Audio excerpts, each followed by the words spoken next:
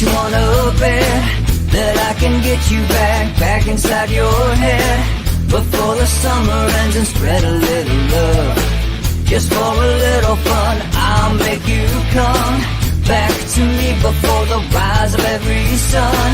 Baby, it's meant to be, I know you got a man, but he don't understand. You're gonna be a heartbreaker, you're such a love taker. So just suck me in and you can toss me like a cigarette, 'cause I just wanna be a bad habit, yeah.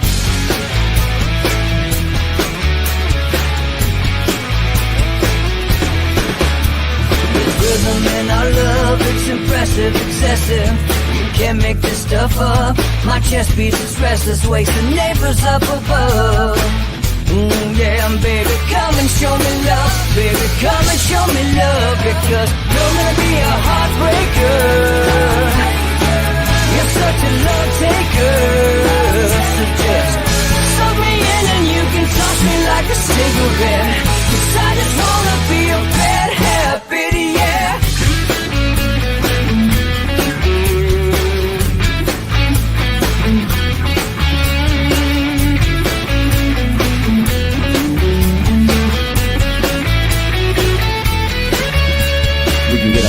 Take a one-way ride, steal us away to find a place we can hide. It wouldn't take much to disappear for a night, just to give in to the need and leave it all behind. 'Cause I know that you know that I know that you want me. You told me, now show me, come blow me away. 'Cause I know that you know that I know that you want me. You told me, now show me, come blow me away. You're gonna be a heartbreaker, you're such a love taker. So just suck me in and you can toss me like a cigarette, 'cause I just wanna be a bad habit, yeah. You're gonna be a heartbreaker, you're such a love taker. So just suck me in and you can toss me like a cigarette, 'cause I just wanna be a bad habit, yeah. Suck me in and you can toss me like a cigarette, 'cause I just wanna be a bad habit, yeah.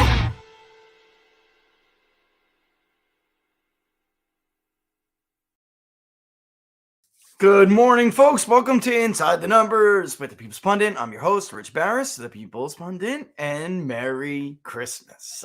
Tomorrow's Christmas Eve, so we're doing this today. Locals, I want to show you some Barris family traditions tomorrow, so we're going to be doing that, which will be cool. Look, I'm fully aware, tradition is tradition. We have the Feast of the Seven Fishes, and we're Italian. I'm fully aware that I am engaging in a papal conspiracy to prop up the Venice fishing market, that from hundreds and hundreds of years ago. But yeah, it's something I look forward to every year a lot, not just because I love the food, but that's tradition, and I'm going to try not to go a little bit crazy with every year. Laura's like, don't buy that much of this. Don't get this much of that. She's right. So I'm going to try to do that this year, especially since, look, I'm not immune to inflation and everything else, right? And this idea that everything is available, we're going to have to get a little creative because that's crazy. Which is, I think, where I want to start. We're just going to have a very light show today. There's some new polling out. I think it came out at 10:30. I got to see it earlier today. But I also want to talk about some polling that we're doing right now for someone, which I think you might find interesting. Yeah. So, but really it's free, it's like Free Will and Friday on a Thursday, right? And we're just going to have fun with it. Don will join us in a little bit. That'll be cool. We'll take some questions. We'll answer. We'll see what's going on. There's a lot of stuff in the news that we could just kind of chat about. And there's certainly a lot of polling that we can chat about. Civics came out with their new national numbers, but if you check out their website, it's actually pretty cool. That must be $1 million project, unless they're getting some kind of massive discount for volume, which I'm sure they are. But man, that's Civics national tracker, which gives you approval for Joe Biden in different states, is interesting to look at. Man, I'm telling you guys, he bombed in the Northeast. The Morning Consult poll that came out this week let's face it, they don't have a great track record of accuracy. They don't. It's just true. All right. I'm not trying to be a prick here. It's just true. Even they have Joe Biden now at 43. The disapproval is in the 50s, but it's in the lower 50s as opposed to where people like myself and Rasmussen, Susquehanna, Jim and Susquehanna. He was right. He even responded right after Poll Watch tweeted the Civic statewide numbers for Joe Biden. He said that's right in line with what we found. And it is, looking at his poll, it's also right in line with what we found. There really is not there's no real bright spot for Joe Biden right now. You really have to play around with the numbers. Morning Consult still showed Joe Biden doing pretty well in the 50s in the Northeast.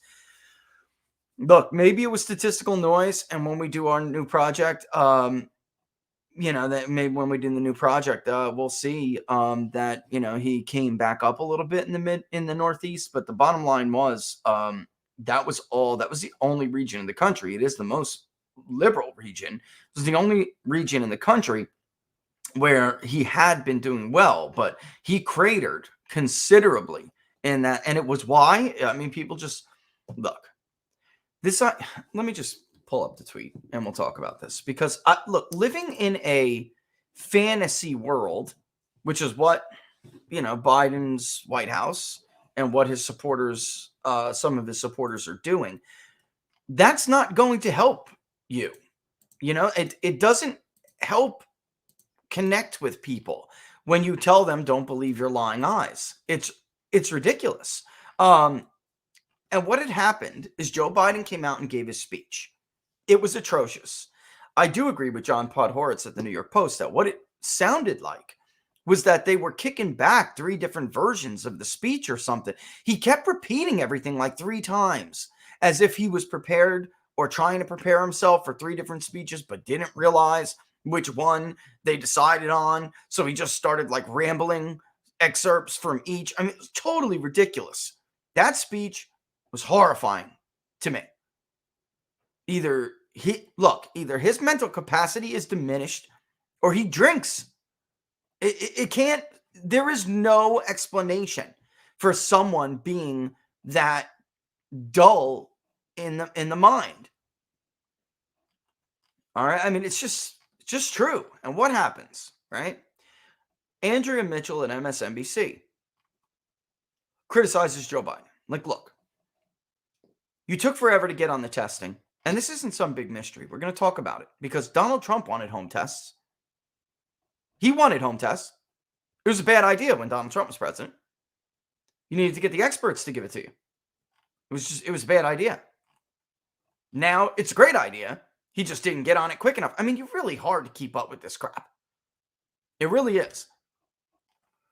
But it's, she's being criticized. They totally turn on her and attack her because Twitter is becoming with here it is. This is just crazy. This is nuts. I got to show it to you because it's nuts. But the minute you break from the hive, they go after you. That's what happens. And Pete Buttigieg wants to defend Joe Biden. So he comes, screaming out at Andrea Mitchell, and he basically says, it's in response to her and other critics, right? Shelves are stocked. Retailers anticipate their best year ever. That's because workers, businesses, and our president and administration stepped up. Taking maternity leave. This is just crazy anyway. I struggle to wrap my mind around a man taking maternity leave to begin with. I just do. I don't understand. Some of this, it doesn't make sense to me as it does not with the vast majority of other voters. I've been around gay men all my life. It is never weird to me. Like, it was never my hill to die on. It was never weird to me. It's like, love who you want to love. Yeah, and I am a spiritual guy. I consider myself a Christian, but my view was always, you know what? It's your job to love. It's God's job to judge if he so does, which I'm not certain he does, but that's my own personal beliefs. But I just never cared. But still, is that even what we're talking about anymore when a man takes maternity leave? It's just nuts, guys. I mean, it's too much for me. It's too much too soon. Too much too soon. Anyway, stepping up is taking maternity leave when you're only a few months into a job that you were never really qualified to do. What qualified Pete Buttigieg to be the Department of Transportation secretary? Nothing. Pete Buttigieg is where he is right now because he picked up the phone the day before Super Tuesday and Obama told him he would get a position in the administration if he quit to stop Bernie Sanders from beating Joe Biden, which was going to happen. They sold off parts of his administration. He's not qualified. Laura will be here shortly. I see the calls for Laura. She's coming. He never was qualified. He was the mayor of a rather small town in Indiana, and he didn't even do that job well. That's why his local papers were among the biggest critics when he was running for president. He didn't run police power agencies effectively. Fire, police, they didn't like him. Crime. He had a bad record on crime. I mean, this guy, he had no qualifications. And yet, this is what happens when the administration is stocked with people who are getting paybacks instead of stocked with people who actually are qualified to do the job.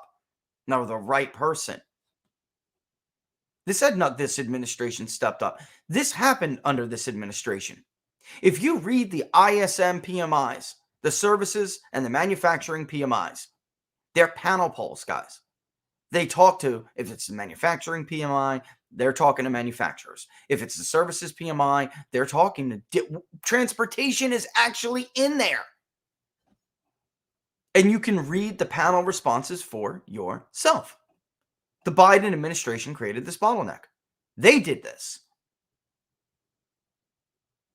The constant threat, like I say, the constant threat of one case suddenly overtaking some arbitrary number that is too much, leading to other strict mitigation policies and shutdowns, lockdowns, mandates. The constant threat of that looming over these people is all over those surveys. Read them yourselves. Don't wait for Charlie Gasparino at Fox Business or CNBC to break it down for you. It's pretty simple. You can read it yourself. They did this. Secondly, what he's claiming here is patently false. Auto dealerships, grocery stores, sectors across the board, inventories are down. Auto dealerships are about a third of their inventory from last year. That's it. So the shelves are stocked. You know how many pictures I got after he tweeted that? Really? Because I'm out right now. And this is what the shelves look like at my store. At the two main stores we go to, one of which I just ran to last night. Hopefully, I didn't catch anything. I'm feeling so great today. The store I ran to last night, there are two that we use. Look, as somebody who spent as long as I did in Florida, Publix is just it for me. All right? If I moved to Alaska, I would be looking for a Publix. All right? Especially when it comes to seafood. Love Publix. But they're struggling. Harris Teeter, struggling. Go to Lowe's. You will see Lowe's is struggling. Go to Michael's. Go to Hobby Lobby. Go anywhere. You notice people didn't even restock this year for the holidays? Seasonal items came once, and that was it. There was no restock. That is not normal. That doesn't happen every year. Have you tried to buy something from Lowe's online that you know is available in the store if you go and pick it up in the store? Maybe they got 2 or 3 left. Did you try to do that on any of the other places that I just mentioned? Gentlemen, go try to buy a Manscaped right now. I dare you. These items are about as available as Joe Biden's take-home COVID tests. Sold out, come back January 10th. It doesn't exude confidence, which is what I said in my response, to have an unqualified Secretary of Transportation basically to tweet out or argue whatever platform, whether it's Twitter, he goes to a microphone, basically argue an alternative reality. They are living in an alternative reality. And Glenn, where's Glenn Kessler? You didn't notice any lie in that speech, Glenn? Factcheck.org? You guys busy or something? You freaking frauds. AP, USA Today, all you fact checkers, you're silent? Nothing the man said in that speech was true. Nothing. There wasn't a single truth in that speech. And then he gets first of all, the press secretary. Like I told you before the speech, imagine if Sarah Huckabee Sanders told the media, when they asked whether Donald Trump would take questions, imagine Sarah Huckabee Sanders or any of them, or Kayleigh McEnany, turning around and saying, it depends. Depends on what question you ask. Imagine if that's how Trump dealt with the press. Whether you agreed with what he was saying to them, liked him or disliked him, didn't like how he handled the press or loved how he handled the press, you can't deny that Donald Trump was the most transparent president. The guy, he'd walk across the lawn of the White House and take a bunch of unscheduled questions. This guy has a senile old man moment and snaps at a reporter who simply asks why they didn't get on the test. Why did the test take so long? Come on, man. It didn't take long. The variant came faster than anybody thought. Omicron was in the WHO, categorized under their worst category as far as the ability to spread for weeks before the White House mentioned a damn word about it. It's been basically 2 months since it's been up on that website. It was November. The truth is, I got to take a real quick pit stop in people like John Podhoretz at the New York Post and other neocon never Trumpers. They go to write a serious article, but then make themselves look like the petty fools they are by taking pot shots at Donald Trump, corny pot shots at Donald Trump. Donald Trump never told people not to get vaccinated, despite the real political danger that later on, if something was wrong with these vaccines, his political enemies would hang it around his neck like a noose and hang him with it. The only people who ever told the public not to take the vaccine or that the vaccine was not safe was Kamala Harris and Joe Biden. When Donald Trump was still president. Donald Trump never told people not to take the vaccine. He opposed mandates, but he never told them not to take it. He pushed the vaccine. He pushed the warp speed program. But this is what John and others are doing when they write these criticisms. They're looking at Joe Biden give this speech. They're looking at these failures. And they're saying, damn, I had a role in this. I told everybody these mean tweets were unacceptable. And I put that and petty nonsense above actual government and public policy. So as they criticize Joe Biden, they're trying to alleviate themselves of responsibility for getting you in the current situation that you are in, or we as a nation. That is their way. They're not atoning. No. They're going to try to relieve the burden off of themselves for playing a role in getting us here. They did not put policy and people first. They put pettiness above people. And now every time they go to criticize Joe Biden, they have to take a pot shot at Donald Trump. even though people like myself and others strongly suggested that Donald Trump not tout this vaccine.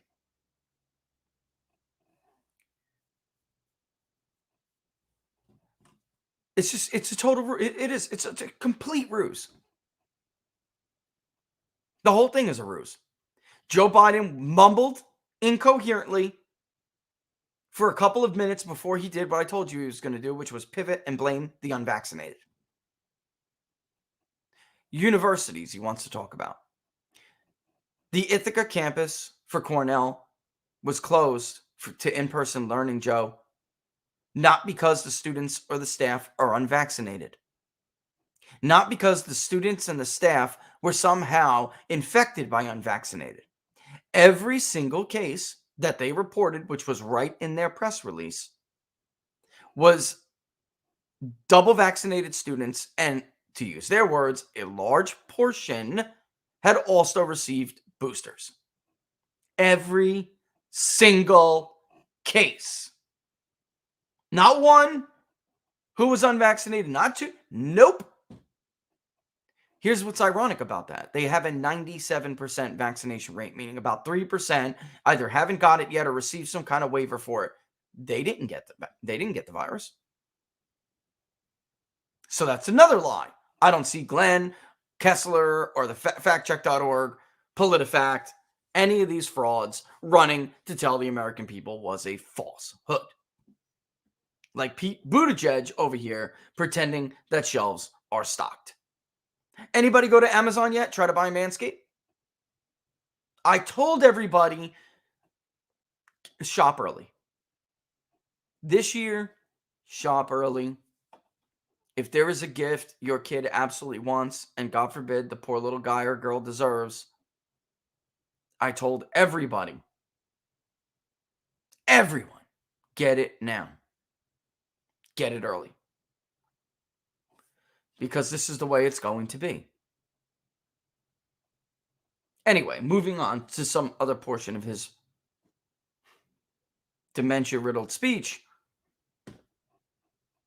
It isn't some mystery why Joe... It's like the media is reacting to this speech like this. Andrea Mitchell was right. It is not some... By the way, Andrea Mitchell was being labeled like a GOP hack and a GOP operative. I mean, this is what Twitter and social media has become because of censorship. It's just an echo chamber of idiocy. Andrea Mitchell is one of the most liberal media figures in the country. But she dares to criticize the Biden administration one time, and automatically she's like Donald Trump's mistress. It's crazy, man. Yeah, that statement about killing your family, incredible. And then, you know what, nation state? Then they tell you, you can't go celebrate Christmas with your family unless you get a negative test. Well, where the hell are you supposed to get one? The home tests are not available. Have you guys gone to the sites? Come back January 10th, just like your Manscaped.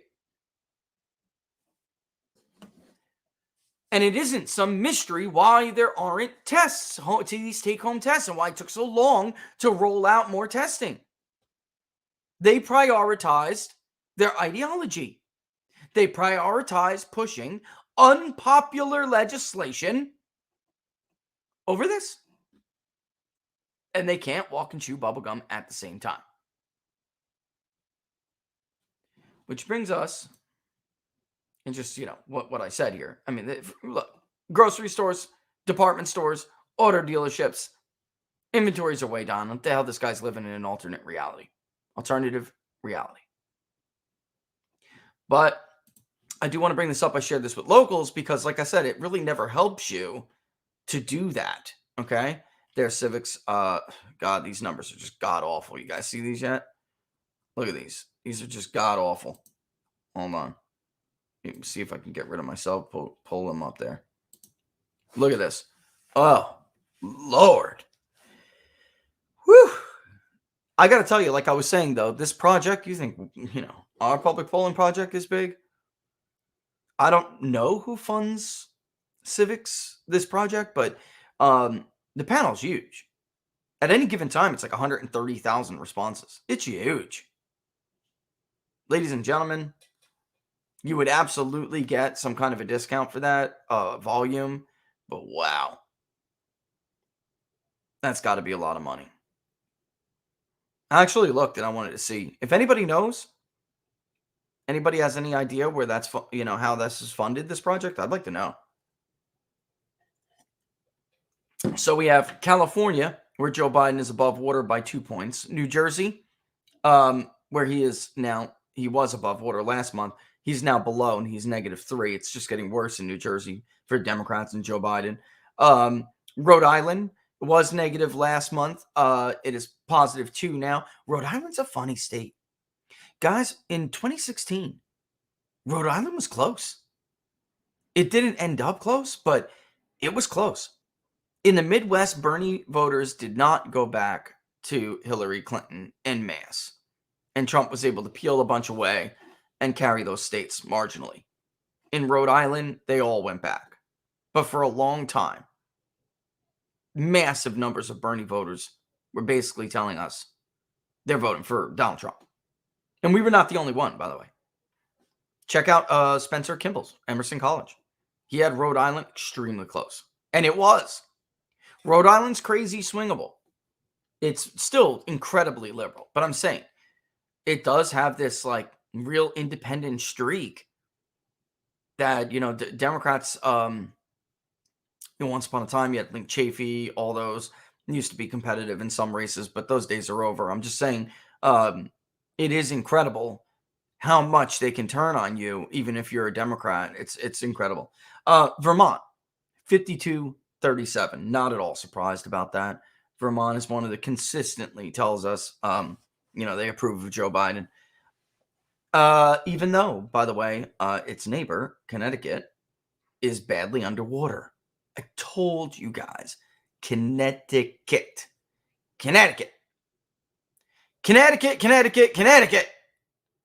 For the love of God. That state does not look like Vermont. It is there is a lot of opportunity for Republicans in that state. They just got to put the work in. Hawaii, along with New Jersey, was one of only 2 states that voted by a larger margin for Barack Obama in 2012 than they did in 2008. New Jersey has decided to go the other way. Hawaii has decided to be Hawaii. 54-37. Joe Biden's approval is actually up, and his disapproval is actually down a point. Maryland, sorry, Owen. It's basically unchanged, a 1-point increase in disapproval. But Maryland is extremely disproportionate. So still, that's why. Very beautiful state, very beautiful rural areas, even suburban areas. You just have one urban center that does it. Massachusetts, 49-38, which is a slight improvement from the 48-40 last month. Overall disapproval, 37-54. Very much in line with the 36-52. See Jim over here tweeting. This lines up snowy perfectly with our last poll in November. And it does. And it lines up very much with the November Trafalgar and our November poll. This is what it is. And you can see in the Northeast, he cratered. With the exception of Rhode Island and Vermont, he cratered. But he's underwater in Maine. He's underwater in Connecticut. Connecticut was ugly for us. I have to go back and look. I think it was like 39% in Connecticut. I'd have to go back and check that. Rhode Island is screwy, but it's very close, so it doesn't help Joe Biden all that much. And New Hampshire is in the dookie for Joe Biden, 42-51. Getting worse. New Hampshire is a swingy little SOB, right? You guys know. You're from New Hampshire, you know what I'm talking about. When I was young pollster, it was always like such a pain in the ass to pain in the butt, excuse me. Oh, good Laura's not here right now. I'd have gotten a swift backhand across the back of the head, especially since I'm not on screen. Pain in the butt, because they were very well known, especially in Republican primaries, for lying about what primary they're going to vote in, who they're going to vote for. Rhode Island was always very tricky like that, always very funny, which, by the way, the advent of online panel polling could certainly help with that, because if you consistently poll the same population, you don't have to worry about randomly hitting these wise guys or girls. Find a representative, sample, stick with it, at least a third of it, repeat, and you'll be able to stabilize that response bias and that intentional deception. Vermont is, look, it's weird. Vermont's a little bit different than the rest of the city rural divide you see in America. There are rural towns in Vermont that are liberal. Why? How can this? Well, for years it was like a safe haven for left-wing groups. That is part of Vermont's history. But Vermont is an excellent example, and since it's Christmas, it's a great point to bring up this example. If you watch White Christmas for Christmas, this go check it out later tonight. Cuddle up in the bed with someone you love, pop on White Christmas. Classic. Bing Crosby, Danny Kaye, right? And Danny Kaye will turn to Bing Crosby because Danny Kaye's character wants Bing Crosby to find a woman to settle down so he could basically have a life, because they work way too hard. And he's trying to trick him into going to Vermont where the two girls are going, the Sister Act. And, he says, well, what's in Vermont? Outside of Republicans or something, he says. Outside of Republicans, not a whole lot, snow or something like that. But it goes to show you, that back in their day, it would be, they even point out, you'd be hard-pressed to find a Democrat. The 60s changed that. And you had a lot of fringe groups move out there. The gay movement had, got a head start in some of these like smaller rural towns. So it's not just the urban rural divide. It's not environmental groups. It's quite a bit. Of course, there are still the majority of rural Vermont is I would say conservative. I mean, they have conservative values, but it's just not enough people in those areas, pockets. So it's one of the most liberal, if not, I don't know if I'd call it the most, but one of the most liberal. Look, they elect a socialist senator every 6 years. So what does that tell you? Let's see. I'm just reading some comments here. Give me a second. What do you got here? Where do you want Florida to be? Nation state? 38's pretty bad. It's bad.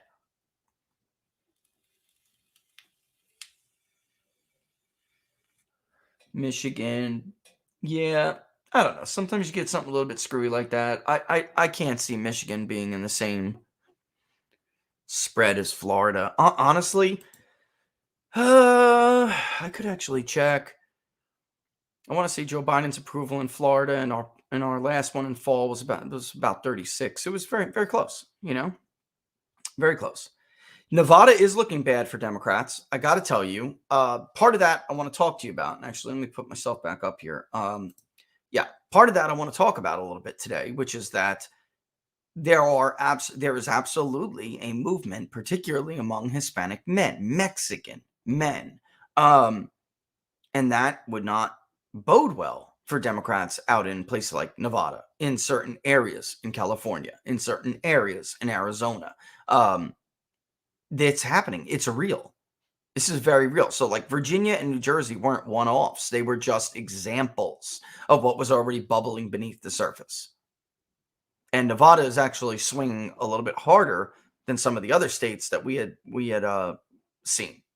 I still think, I saw that National Republican Senatorial Committee poll the other day. It had Walker, was internal polling for Walker and what's his name out in Nevada.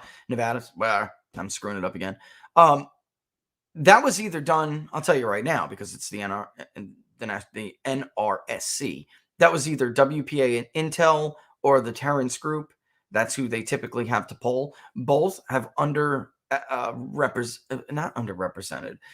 They underestimated the share of the Republican votes in the last three election cycles pretty considerably. So since 16, 18, and 20, they showed races that were close that weren't really all that close. I'd like to poll Georgia again, and I think we will be polling Georgia again soon for somebody publicly. But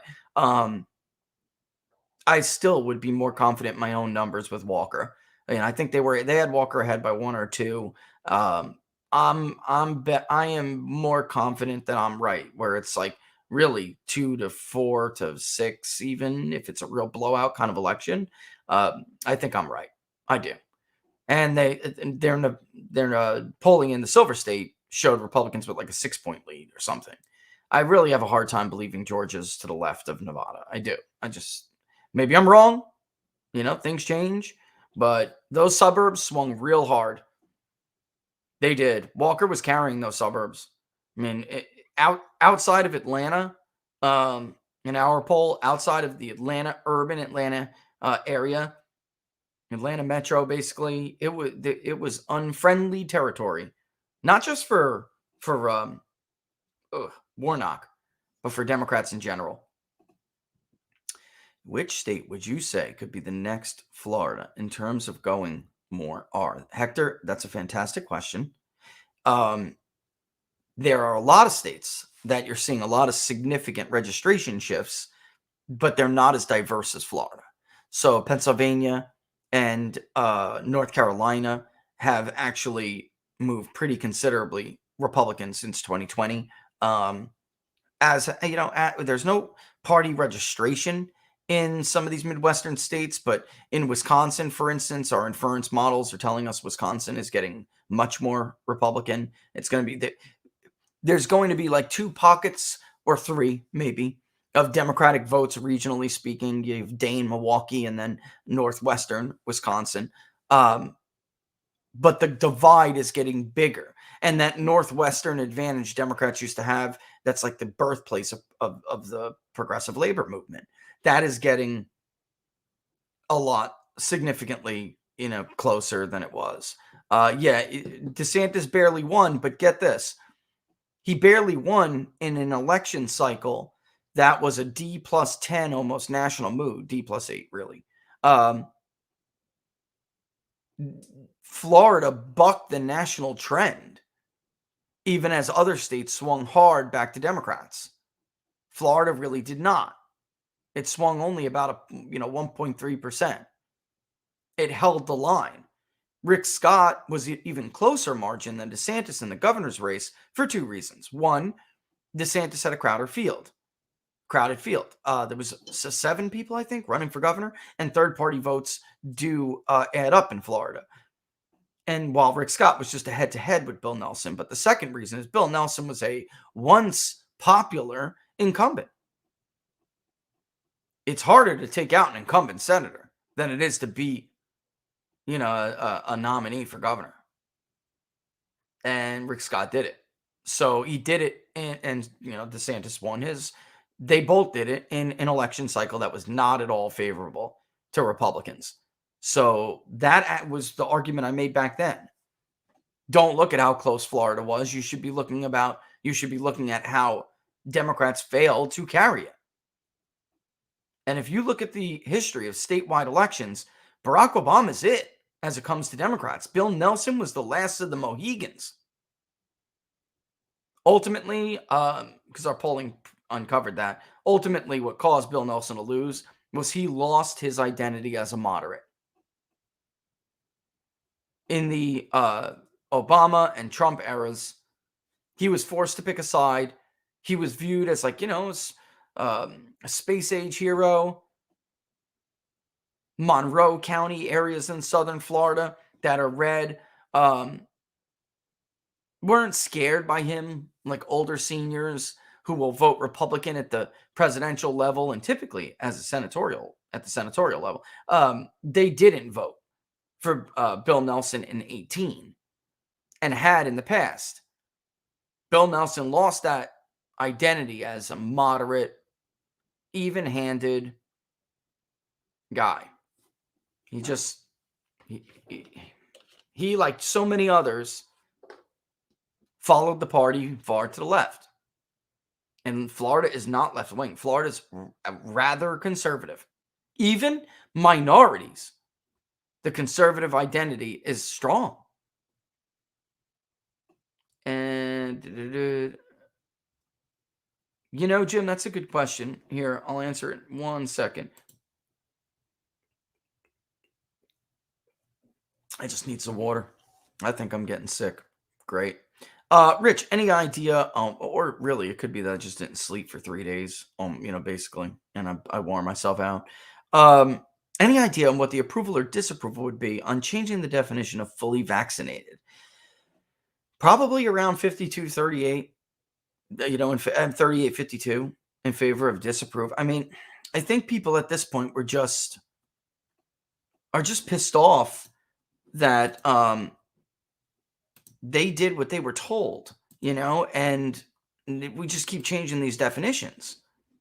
And I think people are getting annoyed at this now.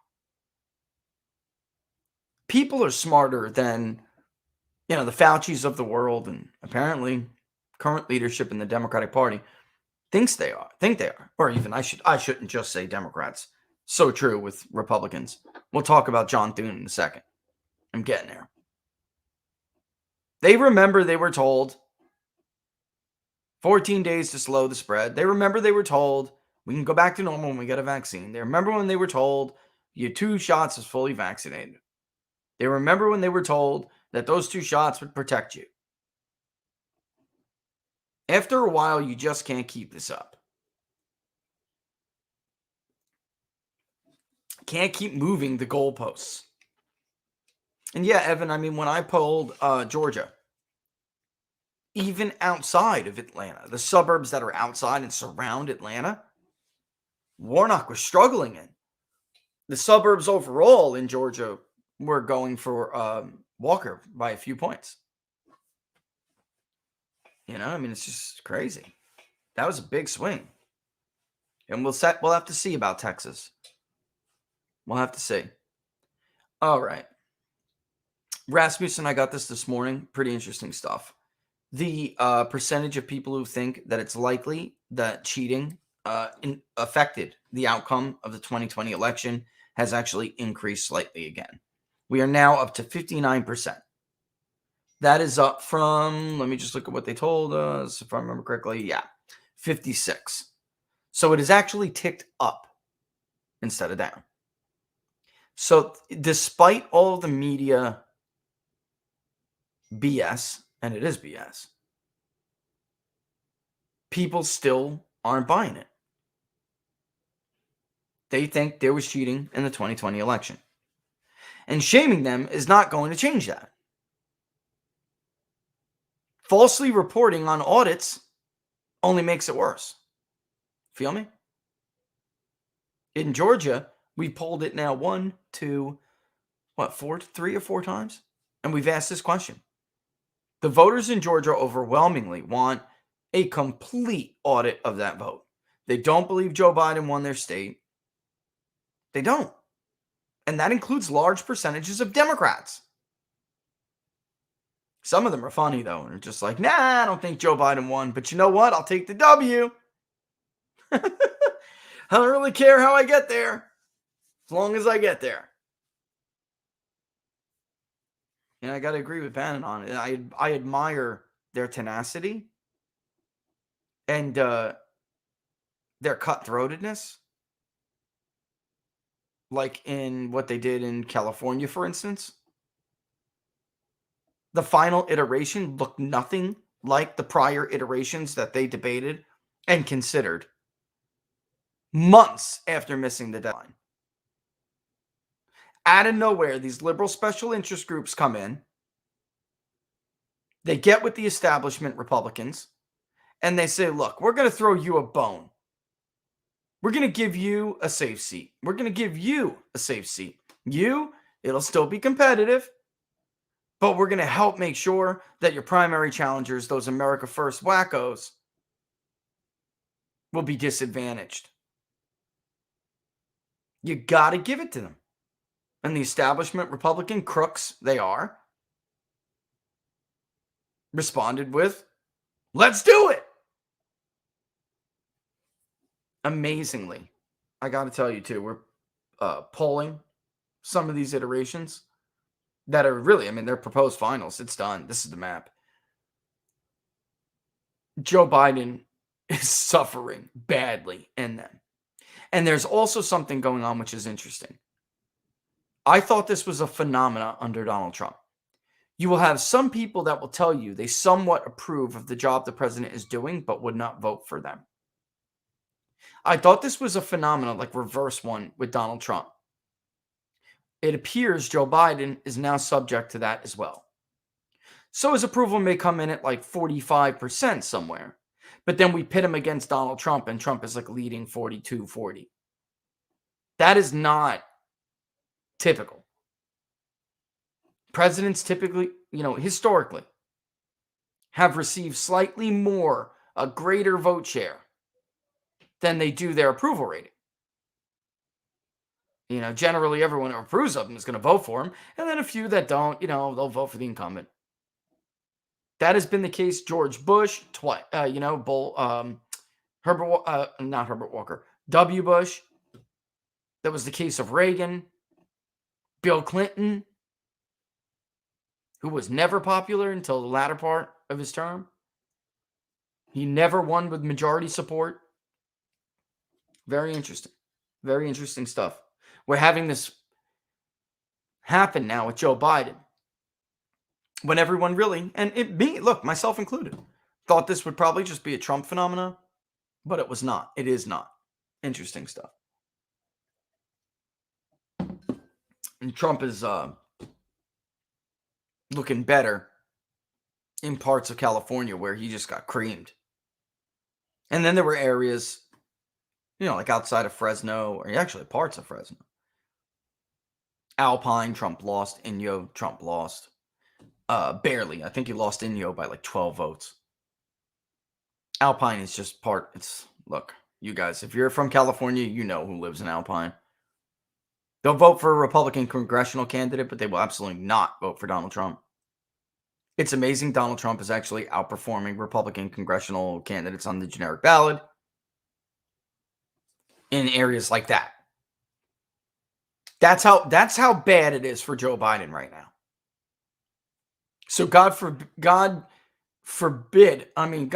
Joe Biden if I was to poll like Florida. I don't even think it's 3 points, 3+ points is a big win in Florida. I think Donald Trump is probably somewhere north of like 5 points. In North Carolina, it was a blowout. Blowout. And it was like D+9 or something. It's getting killed. We're just seeing numbers with independents that are just, they're almost unbelievable. All the years our poll independents swing, one party carries them by like 7 points nationally, 5 points nationally. There's no huge 15, 20 point blowouts. They're not common. But we're seeing that now. It's just crazy. It's nuts. All right, moving on to something of very utmost importance. 1 second. See if I can find it.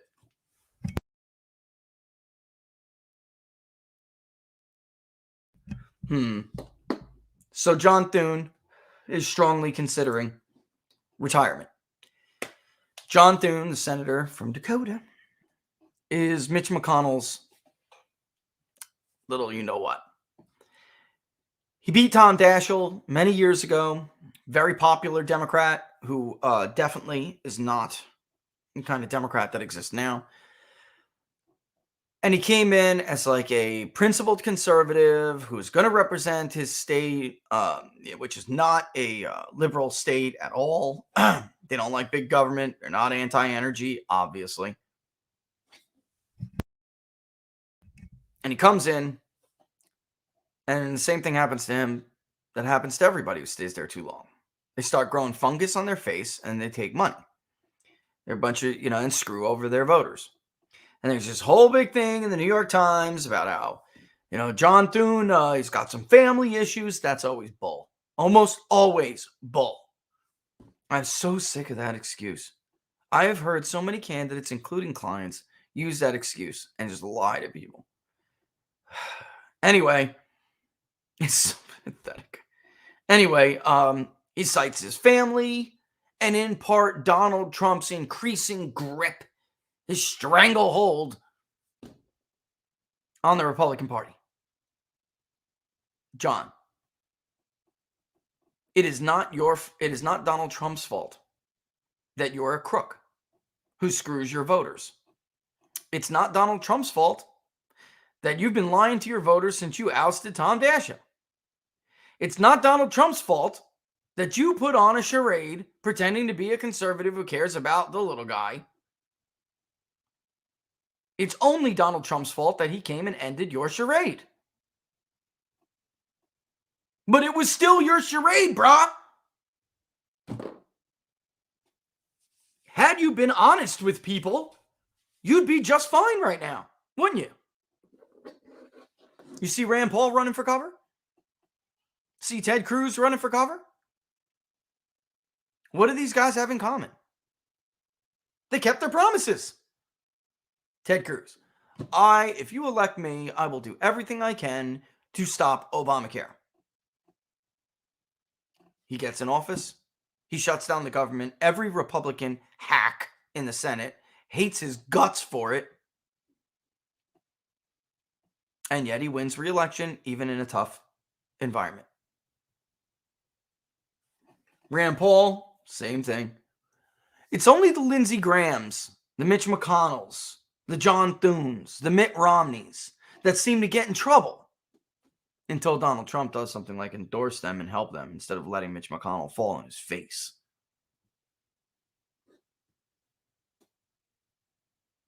It's Donald Trump's fault you were reelected. But it's not Donald Trump's fault that you're a crook. You're a crook because you're a crook. You're a dirtbag because you're a dirtbag. You're a liar because you're a liar. You screw your voters because you screw your voters. Your voters are angry at you because you screwed them. The only thing Donald Trump did was come and tell them, you screwed them. That's it. And let's be honest, that's why you and the rest of your friends hate the guy. The idea or any notion that these objections are based on like principles or morality is pretentious. It's false. And it's insulting to the intelligence of the voter. Principles. Principles. What a joke. Get real. Thou shalt not bear false witness. One of the first things you're taught, man, if you really are a spiritual guy, thou shalt not lie, bro. Thou shalt not lie. You don't lie to people. You don't mislead people. You don't covet their stuff. That's what you do. At least when Donald Trump covets something, he's honest about it. Look, couldn't help myself. But don't worry, I'm going to hold the line on that policy for you. And they don't care. And they're like, well, at least he's honest. You're a fake. That's the difference. You're a fake. John McCain, you were a fake. I'm running against Kelly Ward. Kelly Ward could be a serious problem for me. Let me pretend like I've been leading the fight against Obamacare. Let me promise to end it by all costs, all measures possible. And by the way, did you know that I also wanted a wall before anybody else wanted a wall? He gets reelected, does none of that crap. Ends up putting his crusty ass thumb down when the skinny repeal came up. He hated Donald Trump too. I wonder what all these things have in common. You guys see a common thread here? They're all a bunch of lying dirtbags. Typical politicians. Say one thing, do another. Promise something, don't deliver. And Donald Trump is just their scapegoat, like the unvaccinated or Joe Biden scapegoats. You're mad at yourself, and you're taking it out on other people. You would not have to worry about your station with the voters if you weren't a liar, would you? And the run to the New York Times, this is how you know, by the way. They hate their voters. That's right. That's why Democrats consistently have higher favorables among their own voters. Even though the country hates Nancy Pelosi, look at the views among Democrats.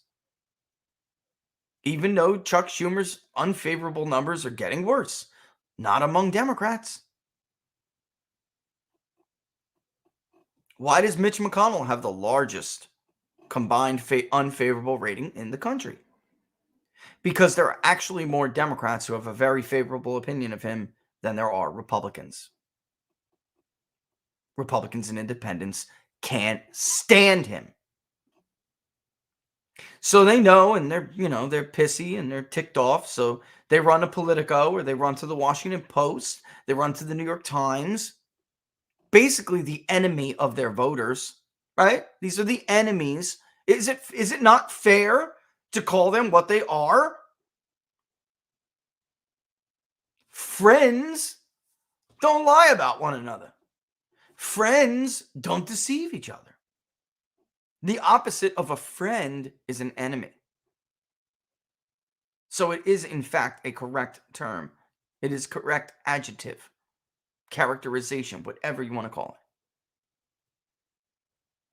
it. So where does that leave Mitch McConnell, who everyone knows does not want that gig? Or he wants it. He just feels like he can't do it anymore. And he wants to go out at least with the appearance of being the big man, big shot. When in fact, we all know this is a deeply, deeply flawed man. I will take Donald Trump's big mouth and his crass attitude over a vindictive, spiteful old man who destroys the less powerful for fun, because he thinks he can, or he wants to teach him a lesson, any day of the week. He's not a good guy. But I'm not here to make friends. Not with them, anyway. This is not a good guy. This is a mean, vindictive SOB. But he'll be on Twitter later, wishing everybody a Merry Christmas. Oh, it's a joke. I hope he gets 3 ghosts. Show the error of your ways. Spirit! Tell me I can scrub away the Chinese writing in my pocket. Chump. Anyway, that's right, Raymond. So where does that leave, right? Where does that leave McConnell? McCarthy is a much easier look. If like the Joe Kents and the David Giglios and the excuse me, I fell out. And the John Gibbses and the America First candidates beat McCarthy's right-hand men and women, which is looking increasingly likely around the country. You have Sean in New Jersey 3. If he beats Richter, who is probably going to jump in, or whoever it may be, if he beats the establishment person, McCarthy's got a problem. It's a serious and very real problem. He is not exactly beloved by the party. I'm talking about even in D.C. I'm not talking about the voters, because he's not at all beloved by the voters. He did, however, convince Donald Trump to leave David Valadao alone, who voted for impeachment. But Kinzinger's gone, man. He's out. Liz Cheney, she'll hold on if the deal with the Democrats actually comes through, and Republicans don't get behind one legitimate person. And she'll survive with a minuscule percent of the vote, because that's unfortunately how Wyoming works. Wyoming, among smallest populations, but one of the most conservative states in the country, it was still nevertheless, and Utah's like this a lot. You folks in Utah know what I'm talking about. It is set up to help the establishment. Like, the systems are there to protect incumbency and to protect establishment figures who are not as conservative as the state overall.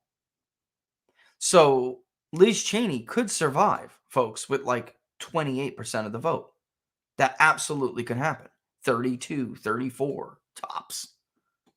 I think she's at like 20, 25 tops among Republicans, and then Democrats are going to try to get her to like 35. That is the plan, by the way. That is absolutely the plan. That's a plan. That's a real thing. She's already sold her ass to Nancy Pelosi or whoever takes over, because Nancy is definitely not going to be the minority, anymore. She's not doing it. No chance. No chance. All right, we're going to take a quick break. Laura's here on the second half. She'll be throwing up your comments. We'll have Don on soon. Yeah. I just got to say, Tree Climber, if you were Donald Trump, would you want to answer those people who are talking about Speaker of the House, we're going to make you Speaker? That's a demotion for the President of the United States. It's not going to happen. And even if it could and they were serious, it wouldn't happen because Donald Trump wouldn't want it to happen. It's not his style. It's not his style. However, it is his style. If his guys and girls win, to help Jim Jordan become Speaker of the House. Mitch McConnell, I'll talk about this with Don a little bit later, because Don knows when Don comes on after the break. Don knows the Senate, aside from being the most corrupt, not deliberative, the more corrupt side of the Republican Party, because it is, everybody knows it. It is also, they are the biggest frauds. So there's not the selection in the Senate. There's two things that there's not. A selection of more, as much as the House, more representative potential leaders. But secondly, there are less votes. In the House, you could wage rebellion. Because there's enough actual conservatives and populists to do it. Especially if this goes against the establishment in these primaries. However, in the Senate, even some people that you may love, if you're a Republican or you're a Trump supporter, they have not been good. Something happens, folks, when they get to that chamber. The power to regulate commerce is just too great. And the rent-seeking is just too strong. 17th Amendment's got to go. It's got to go. Right, Laura? Agreed. It's got to go, babe. It's got to go. I would happily give up my vote for the Senate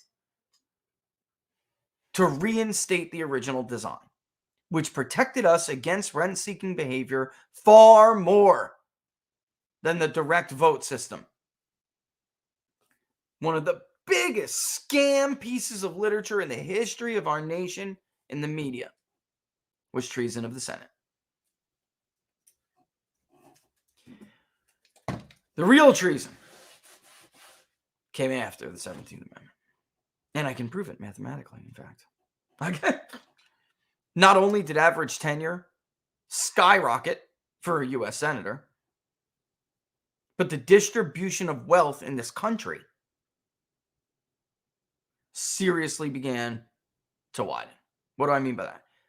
Before the 17th Amendment, most of America's wealth was actually dispersed in the Midwest. Now, it's concentrated in power centers. In and around Washington, D.C. is about 70% of it. And then D.C.'s friends. And of course, you have finance. But D.C.'s friends in certain rare communities got the rest. But it's almost exclusively, it may even be worse this year. I haven't checked the Forbes thing. Well, actually, it should be coming out soon. It always comes out, I think, right before the new year or something. The most wealthy counties in order. And you can trace where that money comes from. It comes right from the contracts they get from their buddies in D.C. The rest of the money isn't around D.C. What does the Midwest have now? Oxycontin. FDA approved. Don't worry, an expert in a white coat tells you it's not addictive. I'm serious. That's what they did to these people. You don't have jobs. Listen, we're going to take that money from you. We're going to take industry from you. We're going to outsource your jobs. We're going to ship your industries overseas to our Chinese friends. You won't have a job anymore, but what you will have is this feel-good pill for the low, low price of Expand Medicaid. We'll be back. You're watching Inside the Numbers. 2 minutes, 30 seconds. We'll be back for more Q&A with Don Smith.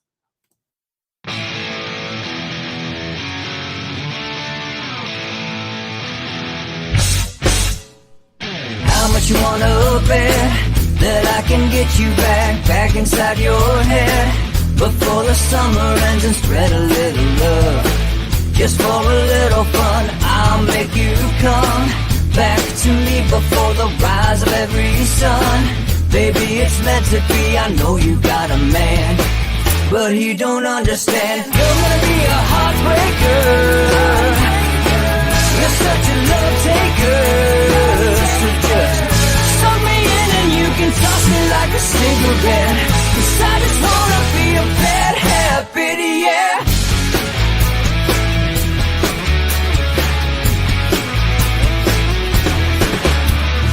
Rhythm in our love, it's impressive, excessive. You can't make this stuff up. My chest beats, it's restless, wakes the neighbors up above. Yeah, baby, come and show me love. Baby, come and show me love. Because you're gonna be a heartbreaker. You're such a love taker. So just suck me in and you can toss me like a cigarette. 'Cause I just wanna be a bad habit, yeah.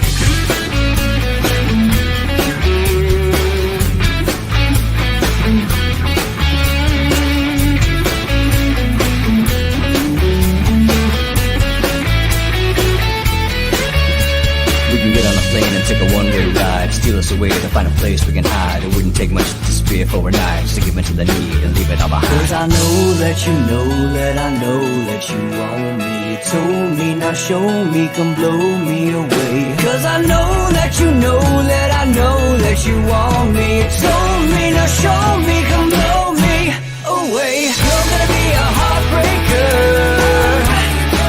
You're such a love taker. So just suck me in and you can toss me like a cigarette. 'Cause I just wanna be a bad habit, yeah. You're gonna be a heartbreaker. You're such a love taker. So just suck me in and you can toss me like a cigarette. 'Cause I just wanna be a bad habit, yeah. Suck me in and you can toss me like a cigarette. 'Cause I just wanna be a bad habit, yeah.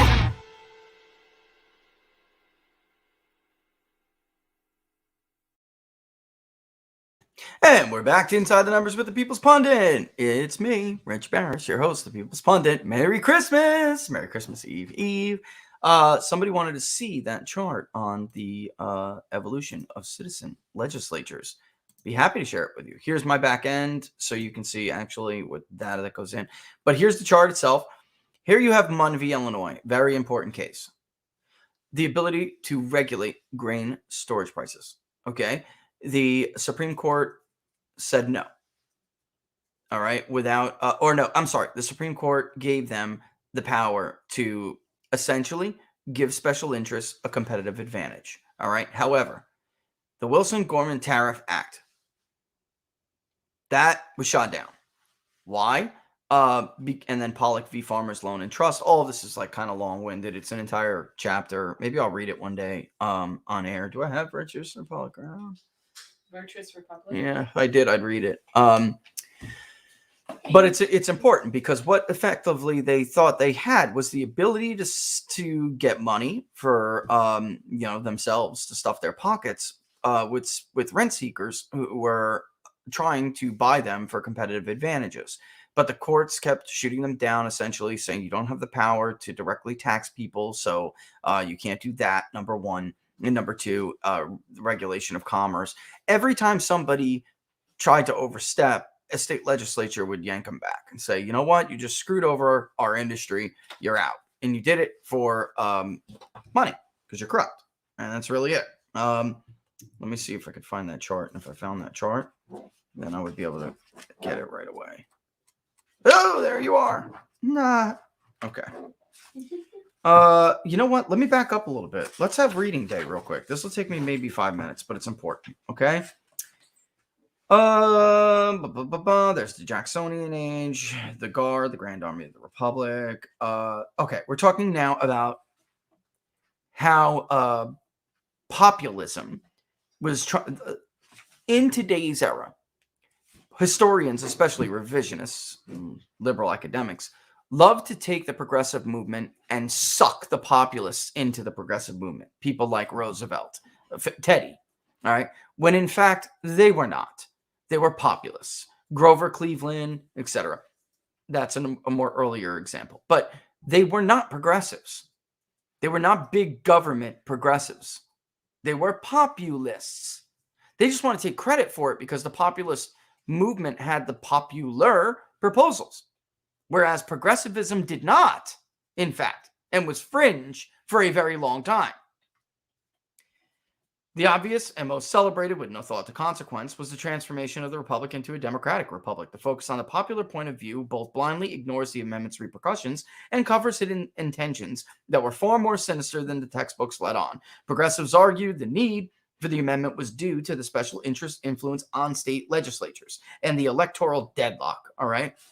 In other words, what if you had a problem and the legislature pulled back a senator and then they couldn't in the middle of a session come up with who the replacement was going to be? It's a total lie. You can watch.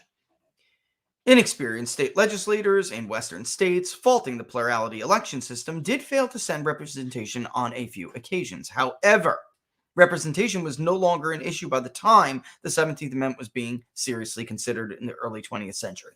In 1866, a federal law had already been passed requiring state legislatures to elect senators by majority vote and not through plurality as previously practiced. Lie! A simple amendment to the statute requiring runoff elections would have eradicated electoral deadlock.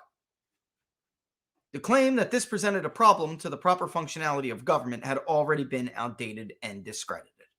Furthermore, there existed no federal restriction that would have prevented approaching deadlock with the states' right-centered solution. The Oregon Plan, for instance, demonstrated that a federal constitutional amendment was completely unnecessary. You guys can't see it. Was completely unnecessary. Because I want them to see it as I read this. To address deadlock. The plan required candidates for the state legislature to sign one of two binding statements prior to running for office. One statement pledged to support the winner of the popular primary vote, while the other reserved the traditional right to vote their conscience. The state's right-centered solution proved to preserve the people's interest as a Republican-controlled state legislature sent a Democratic candidate to the Senate after they won the popular primary vote. They adhered to the law. David Graham Phillips, a fraud, famously made the case against special interest corruption in a 9-part series of articles published in Cosmopolitan magazine in 1906 entitled Treason in the Senate. An April edition read, "The combination of bribery and party prejudice is potent everywhere, but there comes crisis when these fail the interest for the moment. A few $1,000s put in the experimental hands of the healers, and the senatorial general agent of the interest is secure for another 6 years." And it goes on to really hit the Aldrich machine. All right. So this was a guy, a Senate leader who was scapegoated, and yeah, he was a piece of crap. But, the bottom line is he worse than Mitch McConnell? Is he worse than Harry Reid? Is he, would it be better to do it a different way? And Phillips argued that in fact it would, and you'd be able to strip people like Aldrich of their power, their influence. What a joke. Let's skip forward, though. The value of the 17th Amendment's ability to stop rampant corruption, which is what he argues in the rest of this paragraph here, within the state legislatures, which supposedly worked against the people's interests, is a complete historical myth. Industry and labor had their fair share of corrupt politicians who legislated based on their interests. In fact, prior to treason in the Senate, the first and only 2 senators who were charged and convicted for violating the 1864 statute, which outlawed the practice of accepting special interest retainer fees, among other activities, were both progressives. Joseph Burton of Kansas and Oregon's John Mitchell. They were progressive Republicans in the era of Teddy Roosevelt. To Phillips, that would have mattered little, as he was an equal opportunity muckraker. Even Roosevelt himself described Phillips as a muckraker with a background resembling yellow journalism more than it did personal journalism. Wait a minute. A so-called hero of the progressive era couldn't stand Phillips. Why? Because Teddy Roosevelt was not a progressive. He was a populist, and he hated them. A reasonable conclusion can be made that a good amount of corruption existed prior to the passage of the 17th Amendment, as anti-corruption reputation propelled President Cleveland's career in the 1880s. But the empirical evidence demonstrates that the 17th Amendment did more to concentrate special interests in and around the federal government and created the conditions for their long-term profit. Todd Zawicki, brilliant guy at George Mason University. Hat tip to him. A lot of help for this book. Quote, empirical tests have demonstrated support for the proposition that the movement from direct elections of senators was an attempt to change the institutional structure in which rent-seeking behavior took place. The 17th Amendment increased the average tenure of senators, thereby making available a greater number of special interest contracts, as well as increasing their durability and their value. Now watch this graph as I read this and explain this. Why? You have to understand how Washington works, how DC works, and how legislation works and gets passed. And some of it's kind of simple stuff, but people don't really think about it. And then you'll realize why the 17th Amendment was such. It's probably the worst amendment ever added to the Constitution. I'm dead serious. Whether or not popular senatorial elections as a philosophical matter are more or less beneficial to the fairness of self-government is debatable. Whether or not proponents of direct elections were honest in their intentions, although I do not believe that to be the case, is so too debatable. However, the bottom line is that the 17th Amendment did not have the effect that progressive historical texts have suggested. Moreover, the complete opposite has been the result, which has not served the interest of the American public, but ironically, distanced the government further from the people. The data would suggest that indeed the people's interest never was the primary consideration after all. As demonstrated by figure 2.1, which you can see, it's a different version of it in this book, but you can see it here. The average tenure of senators exploded after the passage and the ratification of the 17th Amendment. The trend, although not such a suspicious pace, had been on the increase prior. Previous explanations have included an increase in life expectancy, an ease in traveling due to technological advances, incumbent advantages, and so on. The data does not support the validity of these explanations. A comparable upward trend in tenure within the House of Representatives does not display similar steep increases at these specific periods of time. The value of holding a legislative position, especially in the Senate, increased as the authority of the government increased over the economy. The ability to regulate, to interfere with the market economy allows the government to transfer wealth from anyone to special interests.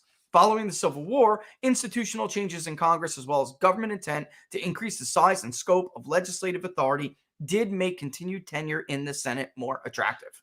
However, intention alone doesn't grant you authority. Legislators and judicial activists, on the other hand, are frequently the culpable parties. In Munn v. Illinois, 1877, the Supreme Court shifted away from precedent and the High Court's previous constitutional interpretations, which favored protecting individual property rights over a subservience to the public interest. Sound familiar now with COVID, by the way? The case revolved around the Illinois legislature's authority, or lack thereof, to regulate and set grain storage rates. Munn and Scott, a grain storage warehouse company, wanted to run their business as every other American business before them, profitably. The Supreme Court interpreted property in such a manner that nearly all private property could be deemed public in nature. Authored by Chief Justice Waite, the opinion reads, when, therefore, one devotes his property to a use in which the public has an interest, in effect grants to the public an interest in that use, and must submit to be controlled by the public for the common good, on and on, to the extent the interests he has thus created. Justice Fields, he was the great dissenter, prophetically wrote in his dissent the following: if this be sound law, if there be no protection, all property and all business in the state are held at the mercy of a majority in its legislature. The public has no greater interest in the use of buildings for the storage of grain than it has in the use of buildings for the residence of a family. The public is interested in the manufacture of cotton, woolen, and silken fabrics, in the construction of machinery, in the printing and publication of books and periodicals, and in making of utensils of every variety useful and ornamental indeed.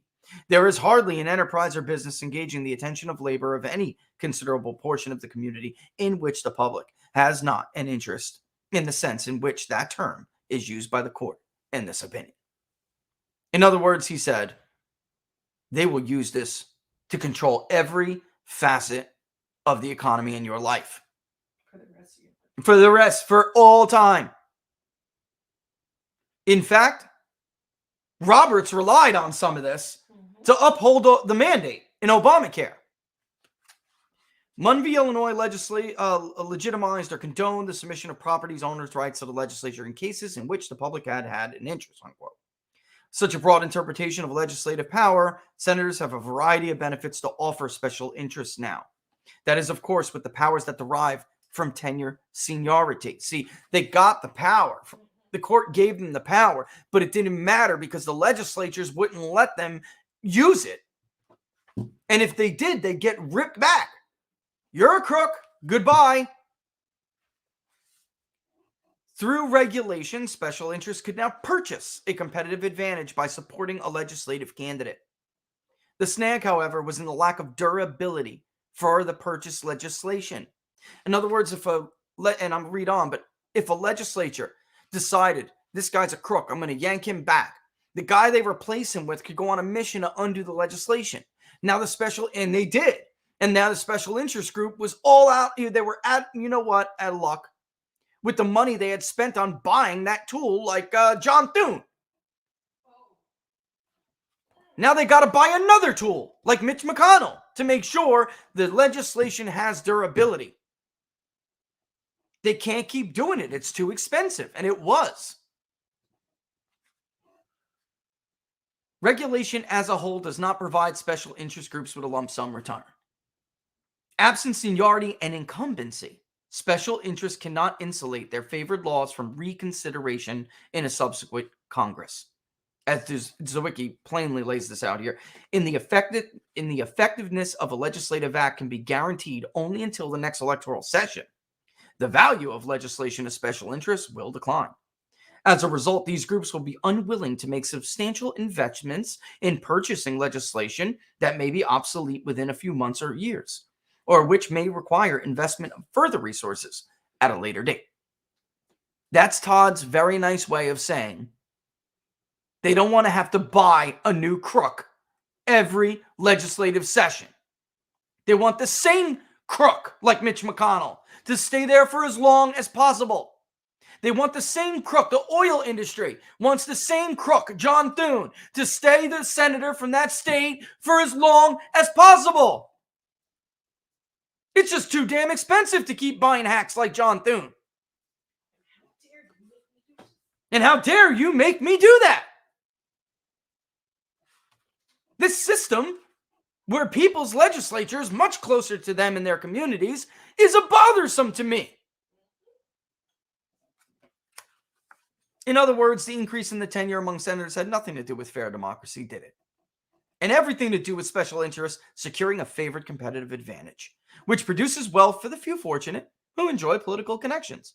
Munn v. Illinois and the accompanying Granger cases sent a signal of special interest that it was open season for cronyism in our representative bodies of government. The best way to ensure the durability of favored special interest legislation is to ensure that the coalition of politicians who supported that legislation retain their tenure. And there are some in academia who will contend that progressive motives were pure and to continue to perpetuate the aforementioned justifications for careerism in Congress. An examination, however, of the Western state delegations prior to and after the 17th Amendment puts the proverbial nail in the coffin of the progressive era's version of history, which I will not read in more. I want to bring on Don, but I will say this. People say, well, what about voters, Rich? They can still, the special interests have their media hacks. They have their government hacks. They have all the money. They make it extremely difficult for real people or decent people to reach the voter. It is very difficult for them to reach the voter. That's why our founders designed it this way. They didn't think you were stupid. They just thought you were too damn busy. That it should be the prerogative of the legislature in your state to keep tabs on them and what they're doing and to have the power to remove them. And if you leveled a complaint with your legislature that you don't like John Thune, he's a scumbag who keeps selling you out to the oil industry, then they would remove him. You have to work and feed your family. I just gave it a term. I didn't make it up. It's all over the founder's handwriting. It's all over it. I just gave it a term. Rational ignorance. It's rational that you're ignorant because you're just too damn busy. Not you, but the body of us. Well, they also The whole. believe in work ethic, The too, electorate so they as a think whole. that's Right, of why. course. Yeah, because they had the Protestant work ethic and they were their prerogative was to work, to produce, because God wanted you to labor so you weren't a piece of crap who was a burden on your society. And then when you were self-sufficient, you could reach your hand down and help your fellow man to get up. That's why it's called our virtuous republic. That is the forgotten clause in this freaking social contract. Because when that wanes, you look to the government to do these things for you. Jefferson told you it would be like that. For every right, here is an equal or greater duty. This is what they believed. And you can't expect a document to protect you if it was designed to govern very different kind of people. I would happily give away my 17th Amendment vote. Happily. Goodbye. I'll let Keith Perry choose a senator from Florida. No problem. I trust Keith. He lives in Gainesville.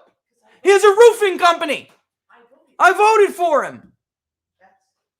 And if Keith makes the wrong decision, I will vote against him in 2 years. That's the way the system is supposed to work. But you know what? Keith's not going to make the wrong decision. Why? Because I see Keith all the time. That's the way it's supposed to work.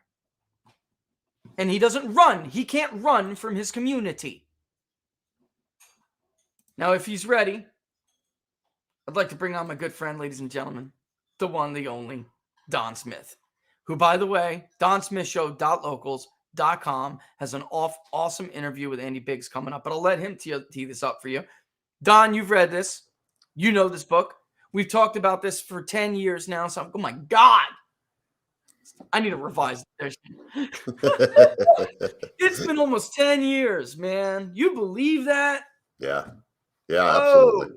Great book, by the way. And it's all coming true. Yeah. Which is why I should update it and revise it and add current things. You know, like, hey, by the way, I told you this. Hey, by the way, here's the original chapter. For a great example of what I'm talking about, let's look at the piece of crap majority leader, or former, now minority leader, Mitch McConnell. Let's look at it. Our virtuous republic, I was right. I told you so version. The I told you so updated version. Right. The I told you so edition, my friend. Amen. I mean, this is used to be like, American National Government 101. But we don't learn any of that stuff anymore, my friend. So, like, people don't realize the danger of seniority. They don't realize how legislation is really created. Like, it's a constant status quo. A constant quid pro quo, which is why it was so ridiculous they impeached Trump over quid pro quo. Everything in foreign policy is a quid pro quo. Everything in the sausage-making process is a quid pro quo. And by the way, another thing, guys, think about it, Don. If you have a bill and you come to me and say, I need your support on this bill. And I say, well, that's fun, Don, but I have a bill. And in exchange for my support on your bill, I need you to vote for mine. That's great. Those deals are worth nothing if your legislature comes after I vote for your bill, removes you. Now, you left me hanging. I don't have my full share of the quid pro quo, and my legislation is getting tabled or going down. See, when you realize this, how it works, and you put all the pieces together, the 17th Amendment is probably the worst amendment ever adopted to the U.S. Constitution when it comes to the wealth gap, corruption, and all the way down to personal individual liberty. It's got to be the most damaging amendment ever ratified. Yeah.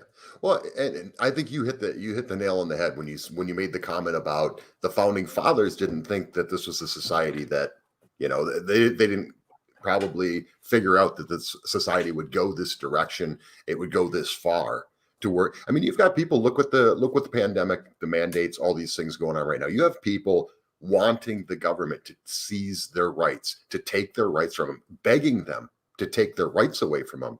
That wasn't what the founding fathers were dealing with at that time. They were great visionaries, without a doubt.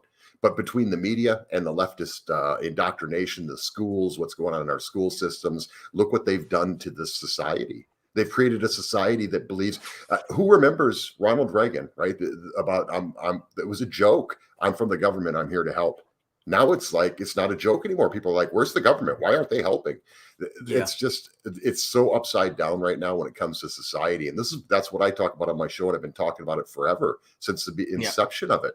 Was the fear of what was going to happen with our society. So just like you, I mean, I need to write a book too. I told you so.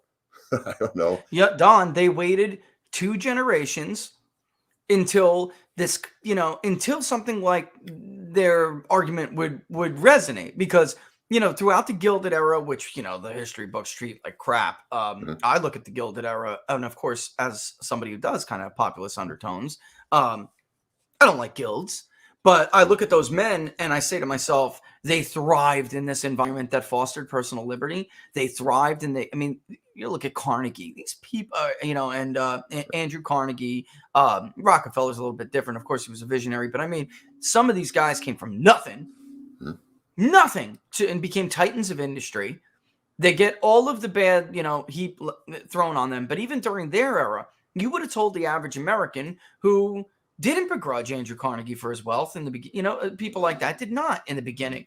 And you even had Bourbon Democrats like Grover Cleveland, who was like, all power to them as long as they don't hurt anyone else's ability to also live their dream, then whatever. And some of those guys, by the way, were, some of them hired men with guns to stop unionization, but others were early proponents of unionization. And you never hear that. And like you just said with the founders, the idea that like their ideas and their documents and their words have to evolve it's backward. That's the irony. It's backward because there are central truths about the nature of government and the nature of man. There are certain truths. They're never going to change, unfortunately. That's just true. So they tried to design a government that would cultivate the best in us and promote it while basically discouraging the worst of human nature. That is what they tried to do. It's all over their writings. And if more of us would just take the time to read primary sources, you would realize, no, Joe Scarborough is not smarter than James Madison. No. All right? No. Not even close. Mitch McConnell is not a thinker like Aldrich was. This is not even close. There is nobody who could rival a Benjamin Franklin right now. And there's a reason why all of these men, they had their disagreements on certain things, but they had basic foundational beliefs that they shared. And this idea that we're somehow smarter than them now, Don, and we don't need to listen to their, it's to me, the highest act of hubris. And, we're going to pay the price for it, man. We already did. We already decided with the 17th Amendment, 1914 through 17, we already decided, or they did, that they were smarter than the founders, and they were going to make a fairer system. Well, nothing they argued for was true. I just crushed that argument in 10 minutes. But the reality of it is this: it's so much easier today to fool people.